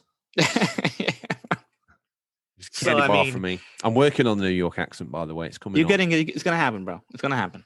So we were in there for what seemed to me like hours playing games, and I remember when they just dropped an additional Golden Axe arcade game because they only had one, and it was so packed you couldn't even play it. And I remember wanting to play it. I remember some big kids pushed me off it. I got upset. So now here I go back into the corner and I'm playing like Galaga. Who wants to play Galaga? I want to play the Punisher. I want to play. All these games were taken. Mm-hmm. So my uncle was like, "Hey, how come you didn't play that game?" I'm like, "Oh, because he pushed me off. These kids pushed me off. They were like teenagers, I was like, 9, 10. Yeah. And I couldn't really reach. Or I had a milk crate. They gave me a milk crate to play and stand on it. And then he was like, "Well, which one did you want to play?" My Uncle Tom is not tough. And my Uncle Tom was a smooth, dude. He was like super chill. So I was like, "Well, I'll tell him to get off." I'm like, "No, you're not." Because when my father got somebody off, it was very colorful words. And they would get scared and just get the hell out of the way. Mm-hmm. My Uncle Tom was not like that. I'm like, "Well, I wanted to play Golden Axe." I was like, "Okay, let's go play Golden Axe." He walked over to the kids and said, "Hey." And they said, "Hey." And he just let out the most stinkiest fart you can ever imagine. Just let it rip, bro. These kids, "Oh my God." And they were disgusted. Some of them coughed. They ran away. It was nasty, bro. He's like, "There you go, kid, go play." Now I'm happy that I got to play Golden Axe for the first time, but I had to smell this, which never went away, apparently. The fart. It was just always on that system. That's how stinky this fart was, bro. It was disgusting. But that's what he would do. Every time I wanted to play a game and I couldn't really play it, he'd just go over there and fart on kids. Do that now. Do that now in 2021. You're probably going to get shamed for it on social media and then an internet pile-on. 100%. So that's what we used to do. And then that was growing up as a kid. Unfortunately, it's closed. It's just a drive-in Nathan's now that's gone. Mm-hmm. All the arcade, like we had when I was like, young adult, late teens, really, we used to play pool at the billiards hall, and they had a few, not a lot, but they had a few arcade machines. Then that eventually closed down. Then we went to a place in Yonkers called New Rochelle, and it's New Rock City. And this was the first time I ever played an arcade game. No more quarters. You had a card, and you just preload the card. So it wasn't the same because you want to put quarters in, but either way, you're still playing it. They had loads of games, man. But it was wasn't the nicest neighborhood, but in that little area, everyone was a nerd, so it didn't really matter. Mm. And they had games that I never even saw or heard of from like imported, like from Japan. Like, wow. I never played some of the Japanese beat 'em ups because we didn't have them over here, and they had them over there. So I just love going to the arcade. It was just total different experience than playing with your friends in your house than going there and meeting a stranger, which would be the online version now. Yes, and then him talking, "Listen, kid, I'm about to do a Hadouken." And then it's like, "Oh, wow." And he would teach you, you would learn, you would talk, meet new friends. Yeah. Total awesome experience, man. Well, we asked you wonderful people to message in, and using various different social media platforms, you got in touch. I implore you to keep your eye out for the post of the week. That's going to incorporate that into the feature over on Twitter. As always, first out the gates, we've got Mr. Pumpkin, who's known on Twitter as @Mr. Pumpkin. He says, "My arcade memories are from when we used to go to Skegness, and that's a seaside town in Lincolnshire. It's prevalent with arcades even to this day. He said all those lights and sounds. My favorite was Time Crisis 2. That's the other thing. The light gun game. It's died a bit of a death because of modern TVs, but obviously back in the day, if you had a CRT, you could get a Sega Menacer or a Super Scope for your Nintendo, or you could get gun cons and various third-party knockoffs for the other gun games that are on PlayStation 2 and PS1 and Xbox and all that, House of the Dead. You could bring it home. But the place to go back in the day was the arcades to play these gun games. Now, I remember going back as far as sort of like Operation Wolf and stuff like that. Do you remember Operation Wolf? I sure do. Now, I believe there's a VR version of that or similar. I think it's called Warcade. I might be wrong. On PSVR, and I believe it's on Oculus as well. But yeah, I implore everyone to check that out because Operation Wolf, I had it on my Atari ST where you used the mouse instead of a gun because it was like a home computer. Wow. And I think it had a sequel called Operation. There was Operation Wolf and there was Operation Thunderbolt. I don't know which way round they came out, but they were still fantastic. Do you remember the first gun game you played in the arcade? Probably either Time Crisis or well, I don't know the name of the game, but it was like actual real people. And it was different settings. I think there was like they were in the Western thing. There was like a urban cop, but they were real people and like actors. Mad Dog McCree's, something like that. I don't know. Yeah, something like that. But you had a gun and you shot the real people, and they would go and fall back. Yeah, and it would play like almost like a different like a DVD game. Yes, sort of thing. It would load the different scenes. Yeah, and then that was popular. Then next to that, they put Time Crisis, and then really that was the death of that game. They removed that cabinet and put two Time Crisis games back to back. Wow. And I remember playing that game and then shooting off screen, killing the people, me and my friend. Yeah. And then some cool, like, I don't know, some older teenager was like, bro, just shoot it. Just put the gun and shoot your hand. It reloads faster. I was like, what do you mean? He was like, yeah, why are you shooting in the air to reload? Just shoot your hand. Like, put your hand in front of the gun and shoot it. Once he told us that was almost like cheating. Cause I was like, and I put my hand in front of the gun and keep shooting. It was like a machine gun now. It was awesome.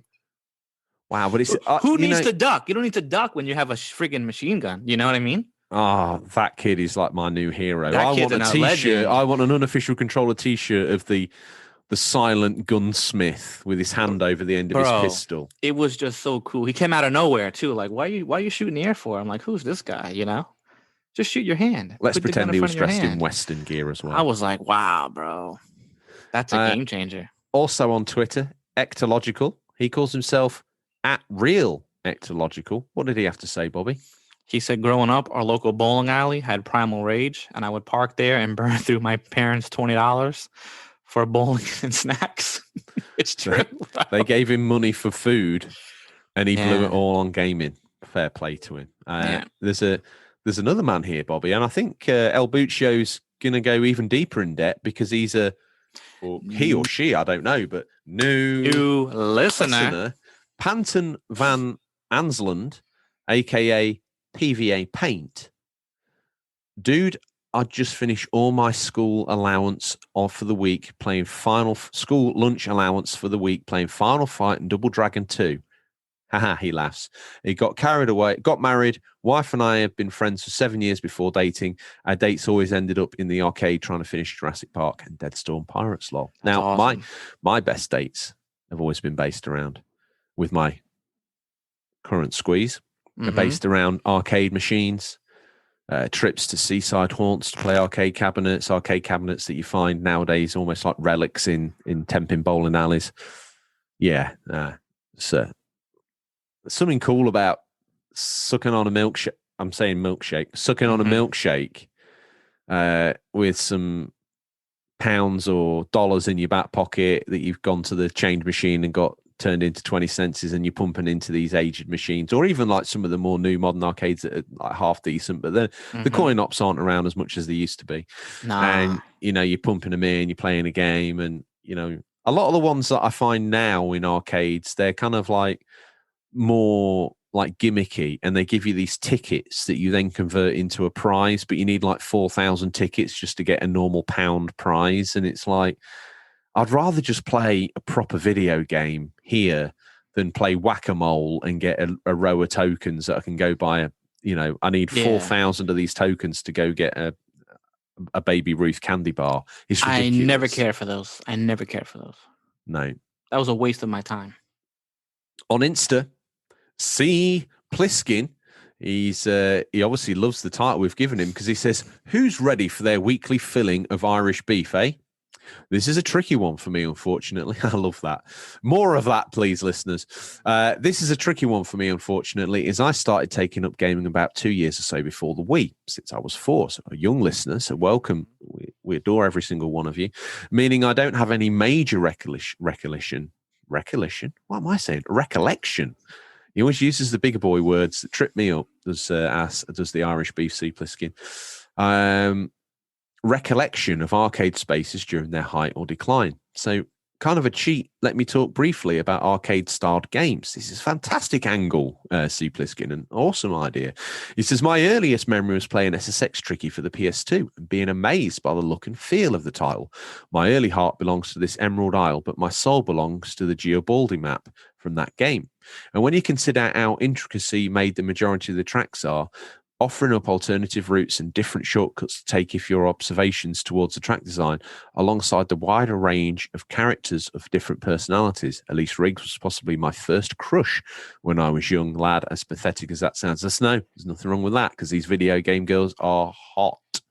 And just overall being a very good pick. And Play Arcade Itch, I don't think wasn't matched until I got Ultimate Marvel vs. Capcom 3 for my PS4 and the original Metal Slug for both that and my Switch. Both classics there. They're still not really my favourite subgenre, but they're still fun to be had with this kind of style and how timeless it is. Well, so much for being brief. But now, though, I'm going to word an email to EA about a new SSX game. Smiling nervously with teeth emoji. Thank you for that, C. Pliskin. That's a good point, because there is a whole generation that really grew up with no real recollection of an arcade as we would remember it. And I'm not talking your holiday areas that have these places as a way of giving people something to do, but even local towns had arcades, even in the UK back in the day. And it's that they're missing, but there aren't the machines to populate them with. And why are you going to get off your backside and whinge and moan at mom and pop for $5 so you can go down the arcade when you can just download the game for $2.99 and play it on your couch? They're missing out in a way, because the allure of the hot dog, and do you spend money on food and a milkshake and one game, or do you have like 5 games and have like a 10 cents chocolate bar? It's a tough one. Here's a man who's probably got some good memories. Let us know, Bobby. What's he got to say from and long time no here, and welcome back to the comment fold, sir. Who is it? DaddyZilla80. Yes. He says, so don't really have any memories at an arcade per se, but one of my fondest memories playing an arcade machine is playing Luigi's Mansion at Chuck E. Cheese with DevinZilla. We had a blast, and I got to experience it with my best bud. Oh, that's beautiful, that's cute, isn't it? You know, that's well awesome. done, DaddyZilla. That Luigi's Mansion, I've seen I've never played it. I've seen a few of the cabinets about. Probably ought to have a go at it, really. But I like the fact that he's best buds DevinZilla. DevinZilla, obviously, to the more frequent listener, know that's his DaddyZilla's son. And even Adam commissioned a piece of art where they were in front of the classic 80s Godzillas, which I always thought was good. Tommy UK obviously is allowed a pencil and paper in his cell. Big Rick's allowed him some of that fine writing paper that Tom normally uses, but because he's in prison, he's got to use a pencil. Tommy UK 73. You might know him as Tom, the former co-host of this show. He was here for Christmas on parole. He says, greetings from prisoner 69666. For all those who didn't know what his prisoner tag name was, now you know. You see, he plugged his little fan mail now, you see? Of course. He's going to get... That's how you do it. Smart guy, bro. Now. Rikers Island, prisoner 69666. He's going to get the mail. He said, this is a memory for me, obviously, because I grew up with Tom, and this local Laser Quest is where I most frequently picture as an arcade. He said, going to the local Laser Quest and playing Primal Rage on one of the few arcade machines they had there, watching a friend spend all his money on a school trip at South Mims Services as he tried to complete the Terminator arcade light gun game, and family trips to Skegness, again, that Lincolnshire beach resort, visiting the beachfront arcades and amusements. Oh, and one last, a few years ago, seeing an old friend in London and visiting the Namco arcade. Great times. Yeah, there was. Oh, that's awesome. Across the UK, I think in Manchester and London, I'd like someone to write in and try and fill me in on the details about this. There were Sega in Japan. Obviously, arcades are still big and people still go there, and you know they're still big. But in the UK, there were these sort of Sega themed arcades, but massive, 2 or 3 floors of arcade cabinets with Sonic the Hedgehog themed floor, great big Sonic sign outside, Sega, all that ramble. Now, we used to have those in the UK, but obviously they got shut down. So it's nice to know whether it's still there or not that Namco have got a similar thing going on down in London town in a big smoke. You know, chimney, chimney, chim chiroo. It's sad though that you don't see these no more. But it was definitely a product of the era. I tell you what, you don't see anymore. That Tom mentions there, that Laser Quest. Now, what was that like laser tag? What was that? Yeah, laser tag, basically. In Lincoln, I don't think there was this Laser Quest, and it shut down. And I don't think it was anything after. So this place has been boarded up since, available to rent. So it must have all the theming in the back. You went into like a room that was like a drop ship from Aliens where you put the pack on. This particular one was well themed, and the walls in the early 90s, this place to a country boy like me or Tom, I went there when it first opened as well. So it still smelt of fresh paint, and they had a Street Fighter 2 and a Mortal Kombat cabinet. And these things were packed. When you came out the room, there was already people queuing up to play these games. Yeah. And laser tag was such a new concept, and you were running around. I must have been knee-high to a grasshopper, you know. And they had like ball pools in there as well that you could sort of dive in, and there was like fog machines in there as well. That's cool. And mirrors, and it was amazing. And I'd like to think that if you took the boards down, some obviously without COVID, some entrepreneurial type in Lincoln, I'm looking at you, Boba, decides to jack his job in, get a loan, and reopen Laser Quest. Yeah, Laser Quest is still a franchise you can buy. So I'm sure you could ring them up and say, I want 20 backpacks with guns, the scoring system. You used to get a little thing. I wish I'd kept mine. It was like a print off. It would tell you how many people you killed. No way. Yeah, a little print off to take home.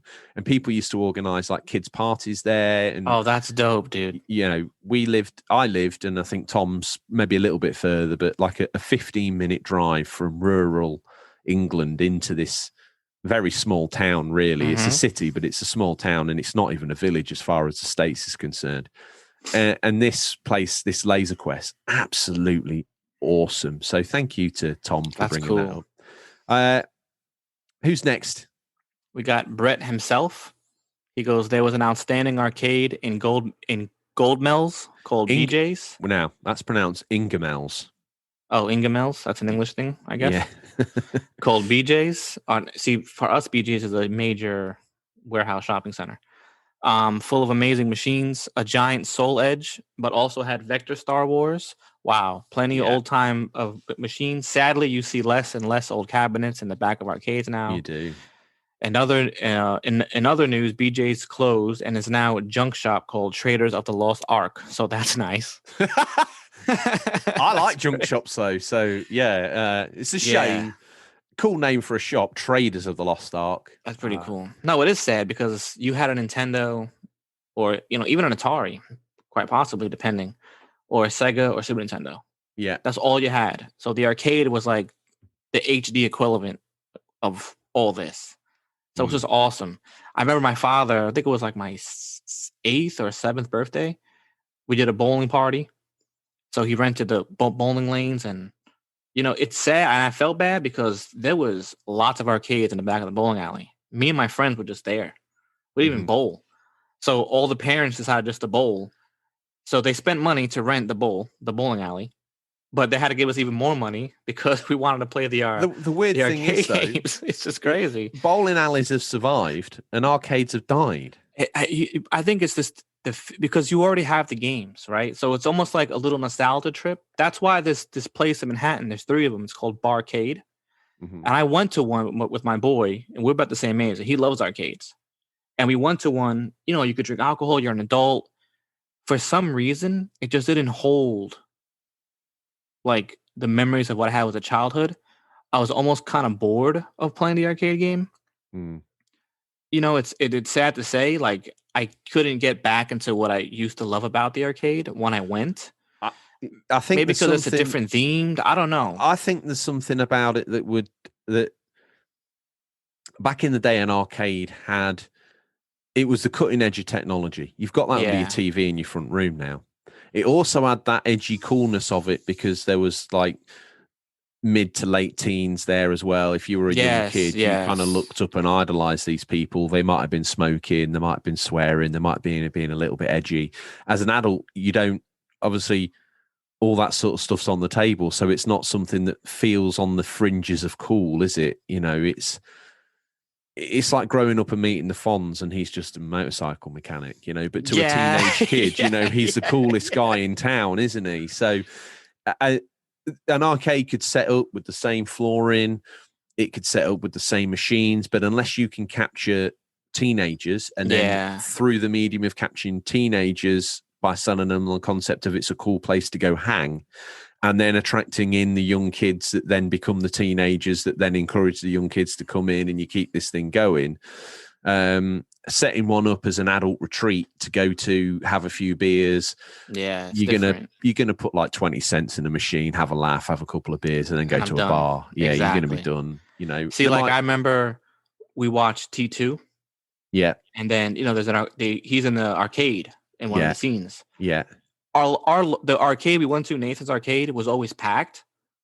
But I feel like since that movie was aired on, the arcade machine was extra packed. Yeah. I'm like, so like, damn, that kind of brought it back a little bit. Then it died off again. That's a great time capsule that captures like the feel of what an arcade was like, the lights, the sounds. There were young kids, Eddie Furlong in that looks like a young kid to us, but there was a time we watched that and Eddie Furlong looked like a bigger boy. Yeah. Ripping around on that motorbike in the edge of cool. Doing something with a laptop to get money out of the machine, then he'd go and spend it in the arcade. Did you ever have slugs? What's that?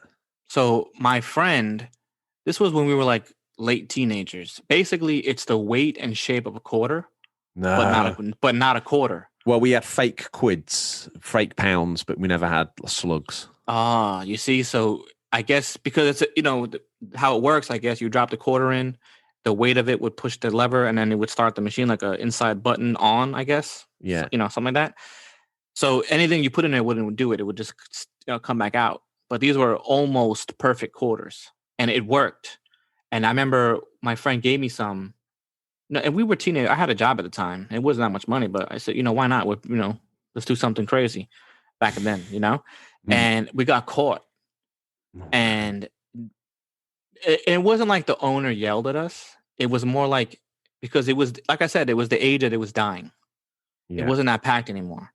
And I felt so bad because the way he came to us was like, why are you doing that to this machine when I pay for this machine? We're like, hey, you kids, get out. It wasn't like he was like, the way he said it made me feel horrible. So I actually gave him like $20. Like, I felt so bad. I said, I'm so sorry. I apologize. He goes, no, it's okay. I don't know why these kids are doing this, blah, blah, blah. That's his store. That's how he made a living. Yeah. So the way he said it made me feel bad. So like, I don't want to do those things to people. You know what I mean? Even though you can, it's not right, really. I felt so bad doing that.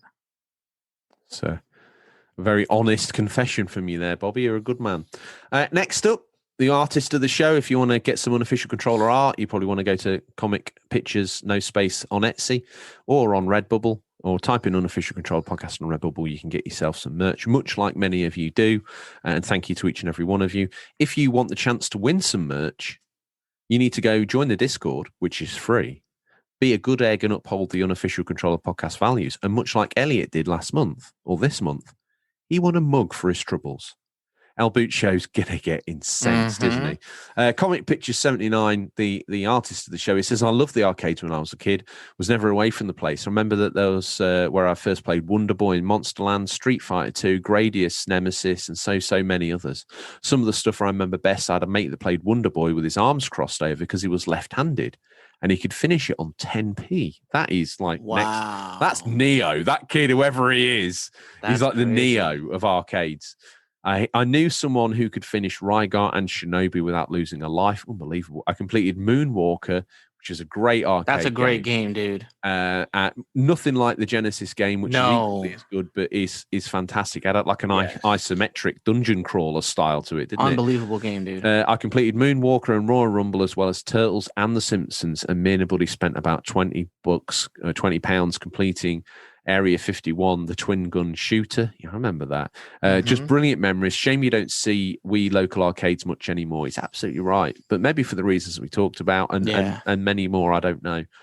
You know what's funny? Wonder Boy, I never knew that was an arcade game. Me neither. It doesn't really seem like a perfect fit, does it? But it's almost like, it's very rare you had like a platform arcade. Yeah. Like I remember Willow at the arcade. And I'm like, who the hell's playing Willow? I mean, the Nintendo game was great. I liked the Nintendo game. It's like a, Zelda clone copy, I guess. Yeah. Or similar play style. So I didn't really pay attention to it. And then one day it was just so packed at the arcade. That was the only one that was available. And it's kind of reminded me of like Magic Sword, where it's like a platform and you're like a warrior. And it was really, really good, underrated arcade game. Willow was great, bro. If you get a chance to play Willow arcade or do emulation, totally worth it. Okay. Well, here's a man. Yeah, you have to do this.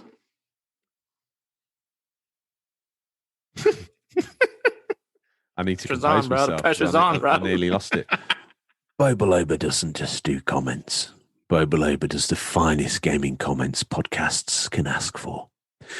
Just about anything with a light gun had my attention. And Sega Rally? The sole reason I want to add a Saturn to the collection. Yes, I can play it on my Xbox, but it's not the same. Something magic about the Saturn version. Me and Toxis went to see Stereophonics just before Lockdown 1, and across from the venue was a bowling alley with loads of arcade machines. Mario Kart and Halo Fireteam Raven were highlights.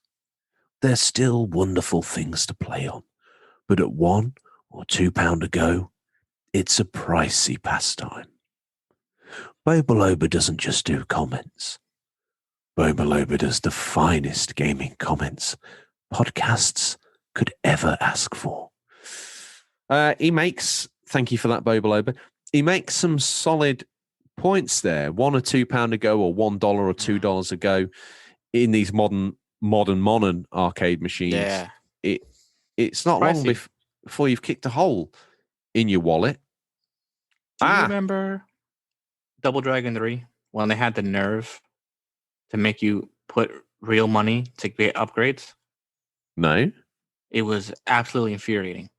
So you're playing Double Dragon at the arcade.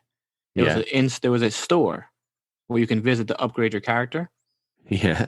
And you had to put a quarter or 50 cents to get something. Once I saw that, I was like, no, I'm not playing Double Dragon 3 no more. That's ridiculous. That's unbelievable ridiculous. That was like the first transaction, bro. Literally. That's insane. I was like, what? It's about the same price as Horse Armor. Now, I don't know. Listen, I don't think that the arcade, because sometimes the arcade guy would go to the back of the machine and you can edit through the difficulty. So, they can crank it up. You could play on any difficulty in arcade. It's not just one setting, apparently, which I found out from my friend who is an arcade master. I don't know if the store implemented something like that, but I'm pretty sure it was just whoever made Double Dragon 3 decided, oh, well, here, not only you can spend money to play this game, use more money to try to, get past the third level. Ridiculous. Savage. Who's next? Young adult man. He goes by Juan.GD30CE12. He goes, man, I was just talking to my little brother about this the other day. Well, my first time actually getting my hands on an arcade was back in the late 90s. I want to say summer of 97. It's the first time I ever laid hands on a machine. It was a hot evening in the South Side area. And I remember my mom, myself, and brothers walking to laundry mats a laundromat to wash. While I was waiting, Metal Gear Slug caught my attention. I remember asking my mom for 2 quarters, and she let my brother and I play. Man, this was one hell of a time. Remember at _ in your face 23 with a cool shades emoji and a sweating emoji. Also remember playing Street Fighter and eating those big old mac and cheese pizzas. ? Fire emoji. That's awesome, a memory. Dude. I mean, Yeah. Metal Slug in the arcade, it's unbelievable. It looks amazing. I think you can get an anthology on maybe PS2 and original Xbox, so it's probably backwards compatible on the original Xbox, and it's probably a downloadable version. But like $10 or something like that. What a great game! Up next, a man that's literally dripping in unofficial controller merch, and let's face it, he's the swag of our show. He's a wonderful human being. Mr. Graham.c. Thank you as always for your kind support of the show. You're a good man. And as I say to everybody and to Mr. Graham C, if you want to reach out to me personally, knock yourself out. I'm available 24/7. Well, not 24/7. Allow some time delay between here, but I'm up all sorts of time of the day in New York. So just drop me a message. Because, I want to know each and every one of you that listens. That might take me several hours, but Zoot Max can wait for his PowerPoint slide presentation. El Buccio can just wait. He's not too dissimilar time zone to us being from Mexico, so he can just chill his beans, can't he? Anyway, Mr. Graham C. I remember playing on the bikes like Super Hang-On and dislocating my arm as it broke on the corner. The arcade couldn't stop apologizing and gave me 10,000 tickets to say sorry. I used them to buy a PS. That is an awful lot of. That's a lot of tickets. I used them to buy a PSP and a load of sweets. Arcades bring back me lots of memories of my late mum. Rest in peace. Rest in peace. Rest in peace, mother. Playing the claw machines to win her a lot of teddies. Then as I got older, I played the one-arm bandits and won 350, but all in £1 coins. My trousers were lower than a 90s rapper. Now, let's just pick that out. PSPs, I presume back in the day when they were current, weren't just pocket change. So having enough tickets to buy a PSP and a load of sweets, phenomenal. And you know what? For a kid, or however old he was, that was probably a steal. The only problem is you really need 2 arms to play, so he's going to have to wait for his dislocated arm to sort itself out.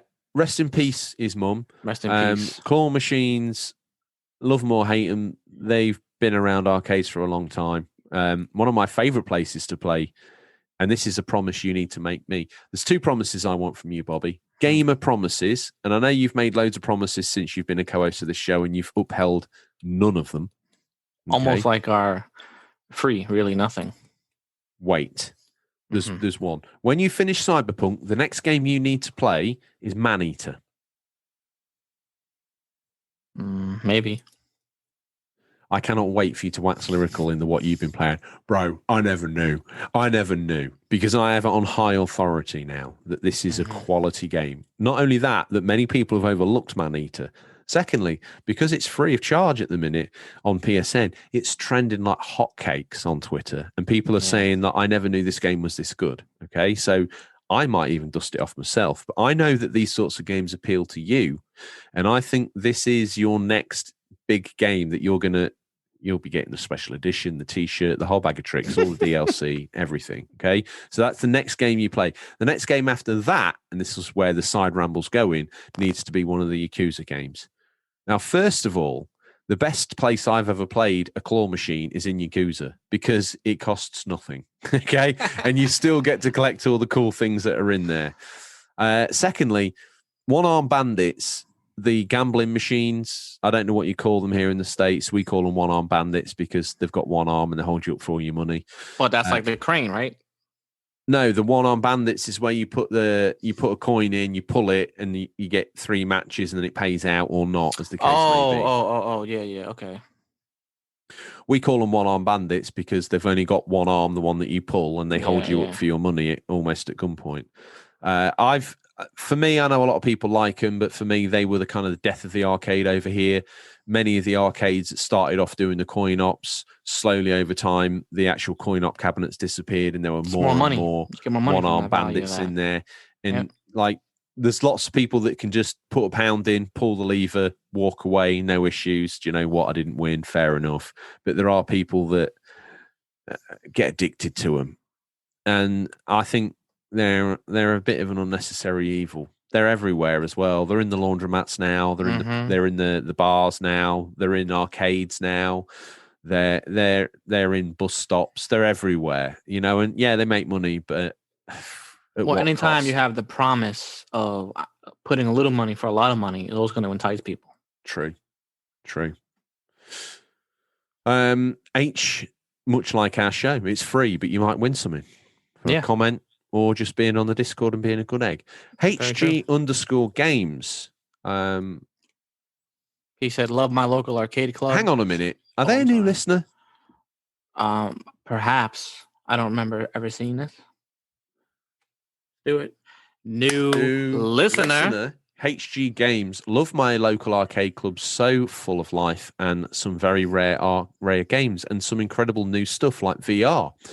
At Arcade Club UK is one of the best arcades you could visit. I did reach out to them, but maybe they're not on Insta because their arcade's shut and they're furloughed or whatever. I don't know. No. I could stay there for hours, and the best thing about this is Ace in particular is you pay on entry and have unlimited use of the equipment and games. Good deal. That's cool. Probably how a modern arcade could do well. Like I say, I reached out to them to get a little bit of a soundbite, but literally nothing. So at Arcade Club UK, if you do want to reach out so we can give you some props on air, please do so. Sounds like a worthwhile cause. Up next, long-time support of the show. Who is it, Bobby? Saturday.morning.gamer. He goes, okay, story time number 2. Oh, have we missed story time 1? Probably from a previous post. Only his second story made it to the show. Apologies. No, it's out of order, but it's fine. We'll do the sequel before we do the first one. Like Red Dead. Okay, story time number 2. Perfect. In high school, we were allowed to leave the premise and venture across town at lunch hour. Across the street out of school, a little mall with a full arcade. We'd race at the lunch bell to cross the road and nab a spot for the most popular cab, Marvel versus Capcom. Yeah. We'd grown up tired of Tekken Tag by that point. About 20 kids wanted a shot at playing, and a winner always played on. Yeah. It was tough to get as so many people wanted a turn. Most lunch hours, you get one shot unless you won and kept going. Those days were epic, and we were late for class more than once. Wow, that is awesome. They did that to us here in the Bronx, and then they decided to stop doing it because 60% of the class would not return. So... Up next, I don't think this young lady's ever commented before. We've heard of her because she's Boba Loba's better half, but she's a new listener. It's Toxis. I feel I probably ought to say, Toxis doesn't do the finest gaming comments the podcast can ask for. She does the finest female podcasts, questions anyone could ask for. Mortal Kombat. Many hours stood in the arcade on Skegness Pier, squinting, laughing, smiling emoji, and Outrun at the Clock Tower Arcade. Toxis doesn't just do gaming comments. I don't know where I says, forgive me, Toxis is a good comment. Mortal Kombat. Now, there's a woman of class and elegance and style. Mortal Kombat exclamation mark. Many hours stood in the arcade on Skegness Pier. I mean, no wonder Boba Loba married her. Mm-hmm. She's the finest female a podcast question provider could possibly ask for. Up next, from his coffin, halfway across the Atlantic on a slow boat between here and Transylvania, Johan Artwork has reached out. If you want to know more about Johan, Harvey, Retro, and Greg, a.k.a. Nowhere Near Berlin, I won't make a pun on his last name again because I think we wore him out last episode. Nothing in the bag, go check it out. I see what you've done there. Go check it out. Okay. Last week, and then go check out all their stuff. So this is like the triple pop for them. Mhm. Going to the arcade was always considered a treat for me whenever the family would go to a big shopping mall or to a beach restaurant or to a theme park. I would always ask, no, I would demand to go to the arcade. I spent most of my time there playing laser stroke light gun games like Point Blank, House of the Dead, Sega SWAT, Virtua Cop, and the granddaddy of them all, Time Crisis. Mhm. I once reached the final stage of that game on a single coin to the point that I actually gathered a crowd. Can you imagine the nerves, That's the awesome, sweat, dude. the raw sex appeal of gathering a crowd round you while you're doing that? Was so close, but died on the final hurdle. Still, that to me was an amazing time and still attempt to unwind with a good gun game. I can't get enough of a good gun game. That game And is I no can joke convince either. James, the work experience boy, to move through to the arcade sort of retro room we've got set up here at Tom's apartment. You know, there's some awesome retro gun games. Virtua Cop, for example, is a favorite. House of the Dead is also another good one. What was that game? It was on the Super Nintendo, but it really didn't do that good. It was a gun game, but it wasn't like the T2 or Time Crisis. It was like a bolted down sniper rifle, and then you would look into the What like wasn't it the on? game was Wasn't it was, on Dreamcast? It was called Silent Scope. That's what it was called. I remember being on Super Nintendo, Oh, but it was totally different. It was like the reticle was like a magnifying glass. oh, maybe there was another version when you used the Super Scope. Maybe there was a way it knew, kind of I don't know how it did it, but I know in the arcade the game was where like you point super. where you point your gun. Obviously, before you pull fire, Yeah, it when was you look magnified. through the aiming, because it was just a circle. It could Yes, probably yes. put on the CRTV and a zoomed in visual Yep. that you could then use that in that way. It wouldn't be completely impossible. Look out. Not only has one man got, they might look like 16th century caskets, but they're fitted with a suite of modern tools because someone else has got in touch. Who is it? Harvey Retro. Harvey _ Retro. He goes, "Hey dudes, thanks again for having me and the Enigmatic Production boys on last week." Right. Okay. He goes, arcades. I remember playing Simpsons Arcade so much. Every time I went to this 10-pin bowling place, Super Bowl, great game. My earliest memory is waggling the joystick of a WWF Royal Rumble cabinet in the sports center, pretending I was playing. My old pal My man. at RH Magic will remember those times with a little wink emoji. I remember there was a weird version of Street Fighter 2 in that place too, where Ryu would throw multiple fireballs at once. Stuff like that with like a weird, squinty-eyed emoji with a big smile. Perfect. Simpsons Arcade was a phenomenal game. Really well done. Yeah. And waggling the stick, just like I remembered at the top of the show, you're just pretending you were playing because you didn't have any money. It's I think I'd like to think everyone has that memory. Up next, Radbash Gaming. Often in Stingrays boot, which we'll probably do next week. It's probably time we did the listener Stingray where we look through your gaming pickups. So if you're thinking of if you've had a pickup, collector's edition, you've been down the thrift store, charity shop, car boot, flea market, and you found a plethora of games, or you've done a gaming pickup or done something in a game or anything geek related really, or really anything you want us to react to, there's if you put hashtag Stingrays boot on Instagram, or there's even a section on our Discord which we can react to as and when we check the Discord. If you want to get it read out on air, hashtag Stingrays boot, you're all good and good. Radbash Gaming is a prevalent picker-upper of stuff and a hashtagger of Stingrays boot. He says, Carnival was mine and my dad's favourite arcade. Anytime we saw that machine, we would put all our tokens in and play to completion. Great arcade shooter. I don't know of that one. No, me neither. Interesting. That's awesome. El Buccio, quite honestly, is going to be remortgaging his hippos he's got running free, ruining the local ecosystem in Mexico. Are you ready? Yes, I am.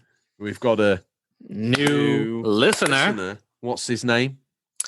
Liver Hinnock. Fine. That's probably what I'd have had risk of pronouncing as well. Time Crisis, House of the Dead, Daytona USA. It's got Silent Scope and Sega Rally. I was always scared to play those little, as a kid, the bike games where you had to lean. Yeah. I never knew you could just like slightly lean. So I was always like super hard left, super hard right. Never really got anywhere. Then I saw this one kid playing it like he was actually on a bike, and the way he was turning was like, bro, this guy's next level. I didn't really feel like they actually turned that much. It depending how much you leant. I just felt like there was a big D-pad underneath, and when you leant on the bike, it basically pushed down on Yeah, left on the 100%. D-pad. I didn't get that concept as a kid. So I always went all the way to the left, all the way to the right, thinking I'm like, oh man, I can't make any of these cool turns. But I just saw this guy on there, and he was just like slowly rocking it. And I was like, geez, this guy's like, and he was first place every match I watched. He had like a little crowd around him. It was like amazing to watch that. They were the G-Lock afterburner cabinet that actually moved up and down. Super Thunderblade, which was like a chair with a joystick that attached to it that made you feel like you were moving. Mm-hmm. Outrun, where you actually got in the car, sort of thing. There was some phenomenal cabinets back in the day, like literally different variations of Crazy Taxi and 18-wheeler. Mm-hmm. The actual, some of them were actually cabinets that you got into. Yes, and they moved. Yeah, like afterburner. Unbelievable. Here's someone, 16-bit prick. He says he's he's our most recent winner for comment of the month. He says, being born in 93, I'd say I missed the peak days for arcades, sadly. Saying that, though, I've played on various machines over the years. There's a good place where I'm from called Fountain Park. There's a load of arcade machines in there, House of the Dead being my favourite. Put a few quid in there over the years. I remember being in Salou about 15 years ago when me and my brother found a huge open-floored arcade with pool tables outside. Must have spent the majority of time in and out there once we found it. They had Mortal Kombat, Time Crisis, loads of racing ones too. I wish I'd have been the right age to see arcades at their peak, though, because my uncle had some great stories from back in the day regarding arcades. There was supposed to be a place here opening that catered to that kind of stuff, 80s themed, etc., but the old COVID hit, and I haven't heard anything else about it, sadly. But hopefully it does open up eventually. Yeah, I think we've talked about these places where they kind of open up. I hope for the best. It's an 80s themed one. That's very much on vogue with the old Stranger Things and the arcade in that and other bits and bobs. Yeah, if you can capture magic in a bottle and you can make it a local thing, perfect. You know, if kids go there for hot dogs and milkshakes and while the hours away on a 16-bit arcade machine, magic. Magic. One of the things that kind of I think is quite restrictive as well is you take a game like, we'll take Mortal Kombat as an example, or Street Fighter even. Mm-hmm. There was a mystique because you could go and you'd play all the moves and you could punch, you could kick, you could do all the things that you wanted to do in the game, but you didn't. It wasn't obvious that you could do these special moves. Mm-hmm. And it certainly wasn't obvious if you did one, quite what you'd done and quite how people worked out fatalities. It boggles my mind. So a young kid's going to go up to that. Let's say a modern kid now is going to walk up to Mortal Kombat 2. They're going to play it. They're going to punch. They're going to kick. There's going to be blood flying about. They're going to think, oh, that's cool. But they're not going to know about fatalities. Yeah. So if someone did open up an arcade now, it'd be nice to have Mortal Kombat 2, for instance, there. And then on the wall, laminated, but done nice, fatalities. And then the combinations. Yeah, that'd be awesome. Underneath of a few, not all of them. And then a few of the special moves, like, you know, next to Street Fighter, so people knew how to do a fight. You know, even cooler. You make like a 80s style arcade thing. You make your own little type of little magazine or a little booklet. You know, like laminate, I guess. The menu for the hot dogs. Yeah, for the games you have in there with little tidbits and codes or like cheat moves, you know, about them. So you want to do like a little Street Fighter or Mortal Kombat executions, turn the page, everyone's listed, there's the moves. Boom, right next to your little hot dogs and beer section. That's a great idea. And you play in the background on like one of those projection TVs, a random 80s movie that doesn't need any sound, just throw it up there. That's a good idea. Or do you get the cabinet and build the booth for the food around the cabinet? So you're like, we can seat you at Mortal Kombat, or there's a wait for Street Fighter 2, or we can seat you at NBA Jam, or we can seat you at Turtles in Time, and you get that little area. There's an arcade, but then each table's themed around a machine as well, like Bro, Biggie's. You know what? We need to do this. I would sit at an Ninja Turtles table. 100%, bro. Or like a beat up table for like all the New York section games. Yeah. You know, the superhero section, you got your shoot 'em up section, your gun section, and everything's themed around little areas. So you can make it like, or you could even put it where you could walk like IKEA, right? You have a little path to walk through. Boom, here's some beat 'em ups, here's some shoot 'em ups, here's some this, here's some that. Also, here's amazing food. And here's a really random movie playing in the background with some awesome 80s music, dude. I'm done. Okay, you're spent, are you? Listen, you did the sequel. It's time to do the prequel. Here we go. We got Saturday Morning Gamer. He goes, as a young kid, my mother had her photography studio in a local strip mall. I get dropped off there after school and have to hang out for a few hours in a little hallway between stores until she finished work. There, tucked in the hallway, lied a solo Street Fighter arcade cabinet. And there I would stand day after day, pumping quarters into that sucker and mastering my moves with Sagat, my favorite character then and now. Wow. That's awesome, dude. That is really cool. That's cool. While you got your teeth in, seeing as I have to do the one after, do the Man RGT. We got Retro Gamer Thomas. He says, my earliest memories of an arcade machine was when I was 6 years old on a holiday to Tenerife and our hotel. Tenerife. Oh, sorry, I read that wrong. Which is nothing new here. And our hotel had a tabletop arcade machine with Space Invaders on. And it fascinated me. Every day I would spend hours on this machine. After that, it was day trips to Great Yarmouth, where I would always head to this one arcade that had Operation Wolf with the Uzi with recoil on the gun. Some of those recoils were broken because these kids were savages. Yeah. It was amazing. Although the attendant had to get a milk crate for me to stand on, as I couldn't reach the gun. Welcome to the club, bro. With a smiling till you cry emoji. Perfect.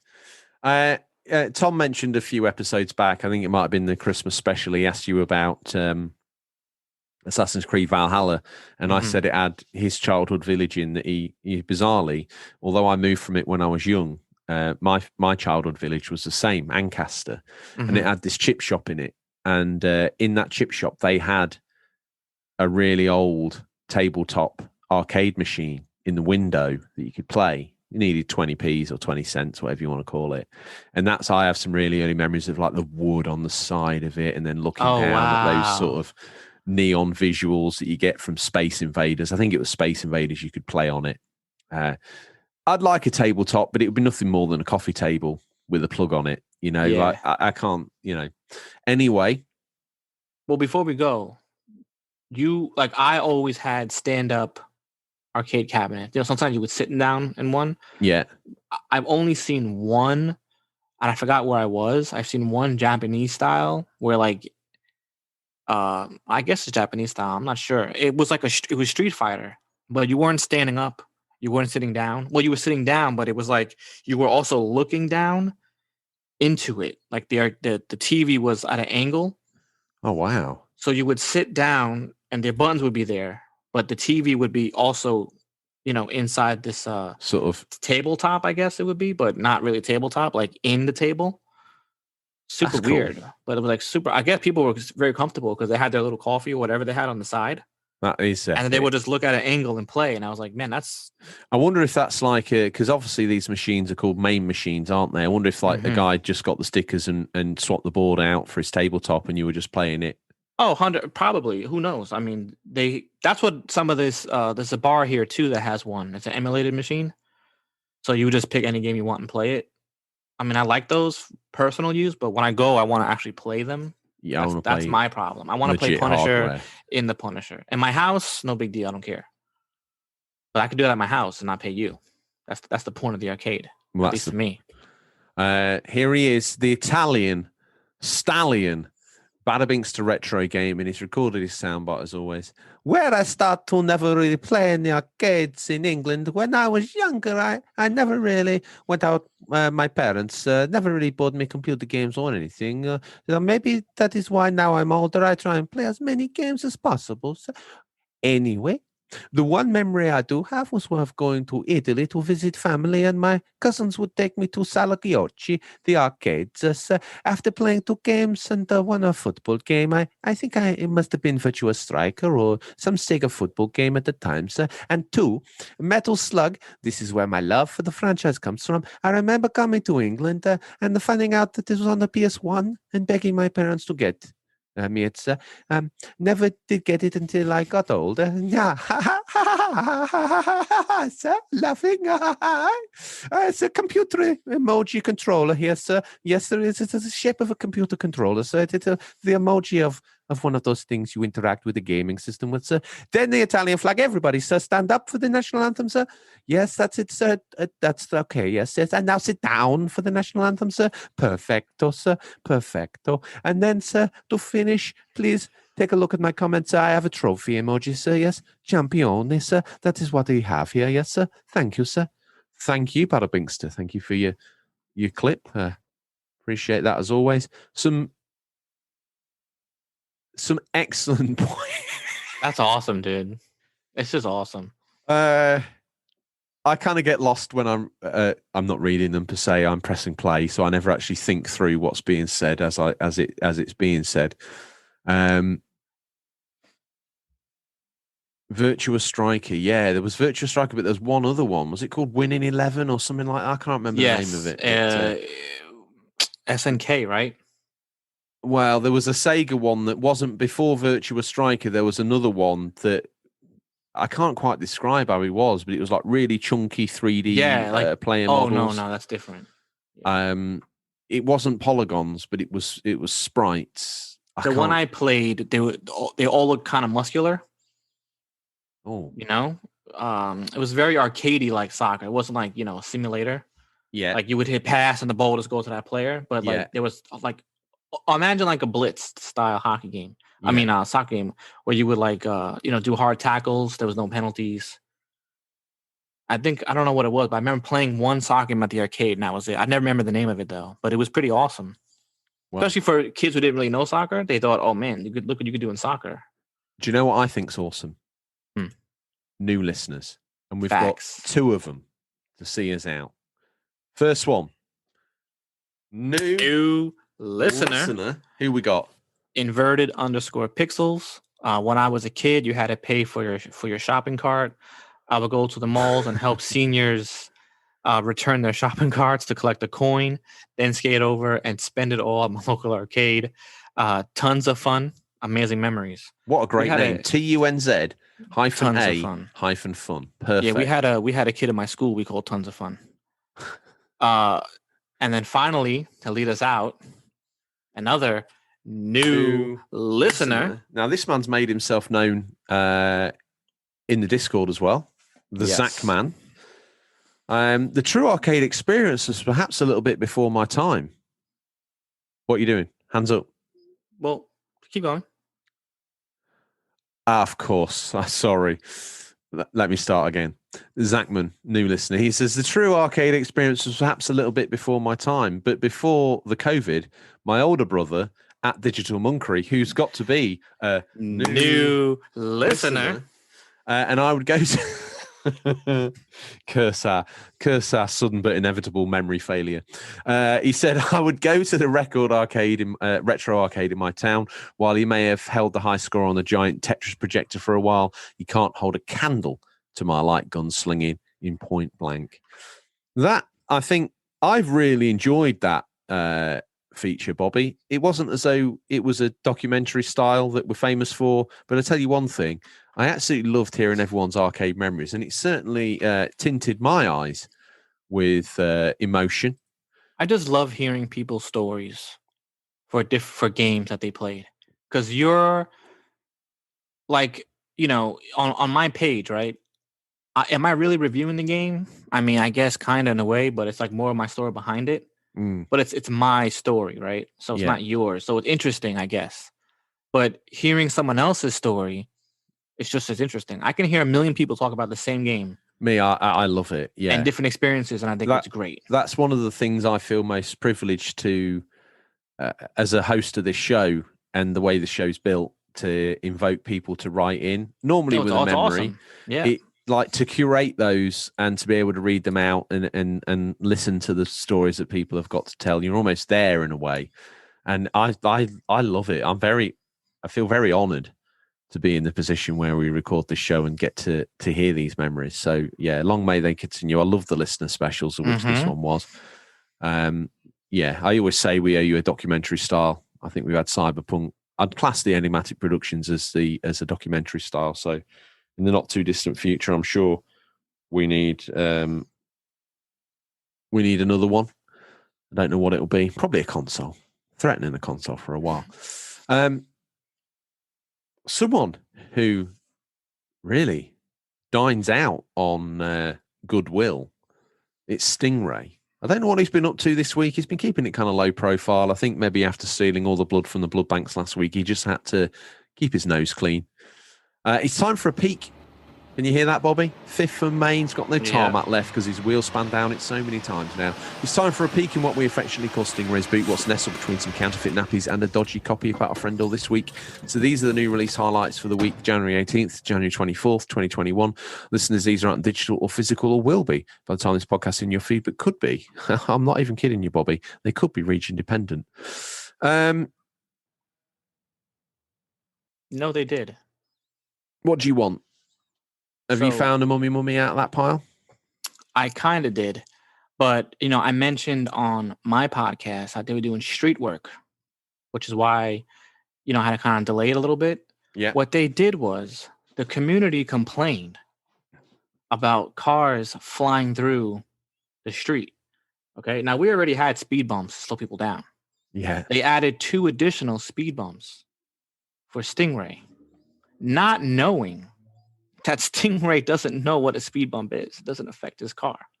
He's almost like a spectral apparition. He just flies through them. Whereas I believe Red Diesel hit one at 220. Well, that's a little bit. Don't let the truth get in the way of a good story. He hit one of these speed bumps at 220 miles per hour and it catapulted his car up to the same level. Now we're on the 6th floor here. Yeah. And I actually looked out the window and looked him dead in the eye. He waved to us, dude. But then that moment of dread came over him. Yeah. It's awesome when you're in, but then when that height comes down, that's where he was like, oh boy, I think I did a boo-boo. And he's the same level. He's like, oh, there's the unofficial controller boys. Hiya. No. He is super jealous, bro, Stingray. Well, don't mess with an apparition. That's all I'd say. First out the boot, Everspace 2 on the PC, January 18th. Everspace Trademark 2 is a fast-paced single-player spaceship shooter with deep exploration in space and on planets, tons of loot, RPG elements, mining and crafting. Experience a thoughtful story set in a vivid, handcrafted open world full of secrets, puzzles, and perils. That might be my mummy. Why not at this point? Up next, we got a Hitman 3, PC, PS5, Series X, PS4, Xbox, Switch, and of course, the phenomenal Stadia. Don't forget, it's also on PSVR. PSVR, amazing. On January 20th. If it's on all of those as well, sorry to interrupt, Bobby. If it's on all of those, I do believe it's on Hotpoint washing machines and Motorola flip phones as well. Flip phones, whatever that is. Facts. We got Agent 47 returns as a ruthless professional in Hitman 3 for the most important contracts of his entire career. Embark on an intimate journey of darkness and hope in the dramatic conclusion to the world of the Assassination Trilogy. Death awaits. Okay. Now, I don't know if you know, but I'm reading much clearer because I found out you can zoom in on the font. So now it's like David Attenborough's my co-host. I couldn't ask for much more. Unbelievable. I'm learning every day. Yeah, I'm so proud of you. To watch you grow as a man is unequaled experience. Terratopia, PC, PS4, and Xbox One, January 20th. Rid the land of evil invaders and rescue your friends in this colourful 3D action brawler. Up next, we got Dyson Sphere program, which is kind of like the vacuum. I don't know. For PC. I actually have a little bit of a fact. Do you know what a Dyson Sphere actually is? What is it? It kind of tells you in that blurb a little bit, but a Dyson Sphere is a sci-fi stroke real world science concept of if we could travel interstellar and we could build stuff wherever we wanted anywhere in the universe, if you encapsulate a sun in a Dyson Sphere, you can harvest its energy almost like a massive nuclear reactor. Really? That's what a Dyson Sphere is. Wow. I don't know why I know that. It's just one of those sorts of. I love those things, by the way. Mm. I can hear those too. Random facts. I'm in for it. Build the most efficient intergalactic factory and space simulation strategy game, Dyson Sphere program. Harness the power of stars, collect resources, plan and design production lines, and develop your interstellar factory from a small space workshop to a galaxy-wide industrial empire. It's almost like I graduated their grade. The quality of me reading this is amazing. Thing is, the best bit about it is as you've been on a journey through the medium of Zoom on PDF, we've also journeyed with you. We've watched you grow as a man. We've watched you from boy, and now you're out there as a man. First job, wonderful, proud. Pack up. I went from sandwiches. I went from doing the podcast through my phone, then through a sort of budget mic, and now I have I guess a better mic. I guess we'll find out when you hit Zudamax Media wanted to level you up, so we're now sat in the atrium, looking out over Central Park, supping on not just a bodega hot drink, right? One that's been fetched for us by James the Work Experience Boy from a boutique coffee shop. Okay, we're next level now, Bobby. Don't forget that. Gossip coffee, baby. Ripping down the street like a Just Eats or Deliveroo guy, or whatever we call it here in the States. Ride 4, PS5, Xbox Series X, January 21st. Are you ready to live the best gaming experience that a motorcycle fan can get? Ride 4 will spark your competitive soul with hundreds of bikes, dozens of tracks, and a whole new level of realism. Next, we got Shing, because it reminds me of Schwing for the Xbox One and Switch, January 21st. This looks interesting, actually. Experience the most exciting and immersive beat-em-up combat system ever. Become a kick-ass ninja and slice some demons in style. The only beat-em-up game I know that's immersive, like as they're describing it, is the Dungeons and Dragons arcade games. You had a beat-em-up game, but it also had inventory management. That's quite cool. So sometimes you had to pull out a fire weapon to beat up an ice creature, That's like Gauntlet with depth. Yes. And not a quarter eater that you keep losing health every, second. Tadpole Treble Encore on the Switch, January 21st. Embark on a thrilling adventure through sheet music in Tadpole Treble Encore. Tadpole Treble Encore. Escape predatory piranhas, flirtatious tadpoles, and more as you make your way back home. Shoot for the top of the leaderboards or create your own stages and music in composition mode. What on earth? Imagine sound shapes, but with tadpoles. Spermatoza the game. Up next, we got Detective Chapters Part 1 for the PC, January 22nd. Your choices matter in this rich narrative, first-person exploration adventure. Multiple dialogue options will affect how people react to you. This is part of a 2-part murder mystery. Mm-hmm. For me personally, I'm waiting for Part 2 to be released. The anticipation of these games, I can't bear. What? I can't do it, bro. Gravity Heroes. Out on the PC, PlayStation 4, the Xbox One, and the Switch, January 22nd. Gravity Heroes is a fast-paced, chaotically beautiful 2D arena shooter set in the midst of a conflict between humans and synthetics. It's up to you to combat hordes of robotic enemies by controlling gravity, collecting power-ups, and picking up weapons to change the tide of the battle. What's that last game you got there, Bobby? What is it? Raging Blasters for PC. January 22nd. Raging Blasters is a vertical scroll shoot 'em up featuring high-speed scrolling and the exhilaration of destruction. This is my finest readouts. This it is your very best work. I am going to order food. That's how happy I feel. What we having? We're going to get spaghetti, egg, and cheese on a roll. No. I've got the Zutamax credit card. If we're going to get anything... You know where we're going? We're going Trestles. Oh, well, I'm down. We have to get the hot chocolate. You saw the new 3402 Broadway. Yeah. And do you know what? I might have an Irish hot chocolate. That's what I'm talking about, dude. It's amazing. It's Sunday. I'm going to kick back, get a little bit inebriated. You know how it is. Yeah, why not, man? That's what brunch is all about. I might even, seeing as Eva's away, do you want to come round my side of the apartment? We'll put on a movie. We'll decide. Out the boot, it's probably not really movie territory, really, but I've decided I'm going to watch Firefly, the series by Joss Whedon, the space cowboy series. If you've never seen it, now's a great time to get on board. It's a great show. Shame it got cancelled, but it did get finished in the movie Serenity. It's thankfully for Stingray. That was the movie? Yeah, if you haven't seen the series, dude, I only seen the movie. I had no idea that was a TV show. Firefly. It's on Netflix. I think it's on Amazon. If it's on one or the other over here. Really? Yeah. It's. Oh my God, where have I been? Oh, let me tell you, the series. The film's okay, but the series is phenomenal. They only did one series as well. It got cancelled. It was meant to run for 4. And what they covered off in the film was some of it. But there's so much stuff in the series. Cast of characters is phenomenal. It's great. It's really good. So, oh man, please check it out. So that's what I've pulled out the boot from Stingray. It's a load of copies that he's printed off and written the name on with pen. You know how it is here.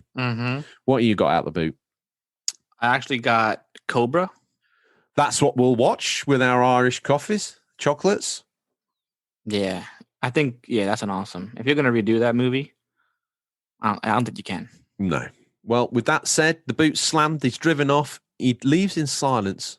Whether it's because we can't afford a sound effect for him leaving because we've spent it on all the new listeners, or whether because he's an apparition, he just sort of disappears like fog in front of our eyes. I haven't worked out yet, nor have you, dear listener. Moving on. He's gripped tight to his Pulse 3D surround sound headsets for his new PlayStation 5 in his sexy little gaming room. But Odders wants to relax his grip just a little bit because he paid attention at the top of the show. And he knows that the show can't end until I ask you what you're hoping to play. Well, hopefully I could finish my now solo multiplayer adventure on Avengers, Marvel Avengers. Definitely keep playing Cyberpunk. And then I think when I beat Avengers, I might move on to Demon Souls. It's just been sitting there. I'm dying to play it now, but I can't put it in now because I fear if I put it in now. Next. I don't know, bro. Don't mess about. Do Man-Eater. It's 5 hours for you, in and out, platinum the lot, pop, pop, pop. George, it's amazing. The most amazing game I've played since Mad Max, bro. You won't believe it. That's the 3rd recommendation you've given me, and you've been 3 for 3. It's amazing. I don't know what to say. I want your children. Simple as that. Okay? It's fair enough. Man-Eater. Done. All right? Oh, man. So this week you're starting Man-Eater. Excellent news. What about you? I have been having this strange itch to check out Aliens Colonial Marines. I don't know why. Okay. And I want to play through Far Cry 2. Bro, I love that game. That's the only game I don't have from the Far Cry collection. That's what I want to play through. I have all the Far Cry games physical, except for 2. I don't know where it is. Your brother's got it. I don't, and everything's alphabetical order, and everything is taped. So no matter how I put the game in the display box, I can read what it is, and it's very annoying. I don't have it. Very strange. Well, it's a $1 game, so you should. Yeah, but you can't. I can't find it over here. And well, I mean, I could eBay it. Yeah, I guess I could do that. Yeah, I think you should. Okay, and Persona 5, and that's probably it, Bobby. And unless you've got any sterling notices to leave the audience with or anything? No, that's it. Okay, well, thank you. As always, that's all we have time for this week, listeners. As always, thank you for your time. We look forward to the pleasure of speaking to you again next week. Until then, happy gaming. Remember, there's nothing wrong with being given the unofficial controller. It's what you do with it that counts. See you, Bobby. Peace out.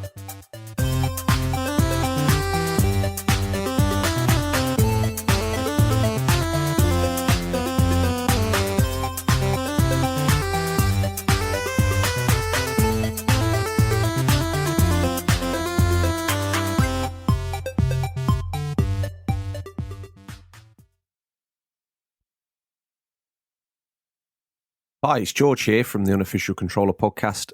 Just taking a moment to, first of all, thank you for listening. It means a hell of a lot to us. Secondly, every week we bring you free content, the latest news, the new releases, a feature of note, normally something to do with games or gaming past, be it one of our history of documentaries or an insight into the industry itself, or how games have affected us as people. Well, yes, we incorporate you, listeners, into that. All we ask is that you drop a little comment on our post on social media and you can get featured on the show. Hey, do you know what? You may even win a prize. The only charge for this is £0, 0 pence, $0. That's right, no money. But all we ask is that you like, subscribe, and leave a review wherever you found this show. And if you're feeling a little bit cheeky, tell a friend, get them to do the same. We have a Discord that's free for you guys to all join in and get involved in. And the community on Instagram and Twitter is alive and thriving. So don't be a lonely gamer. Make yourself known. Thank you. And now it's time to begin this week's entertainment. Take care, guys.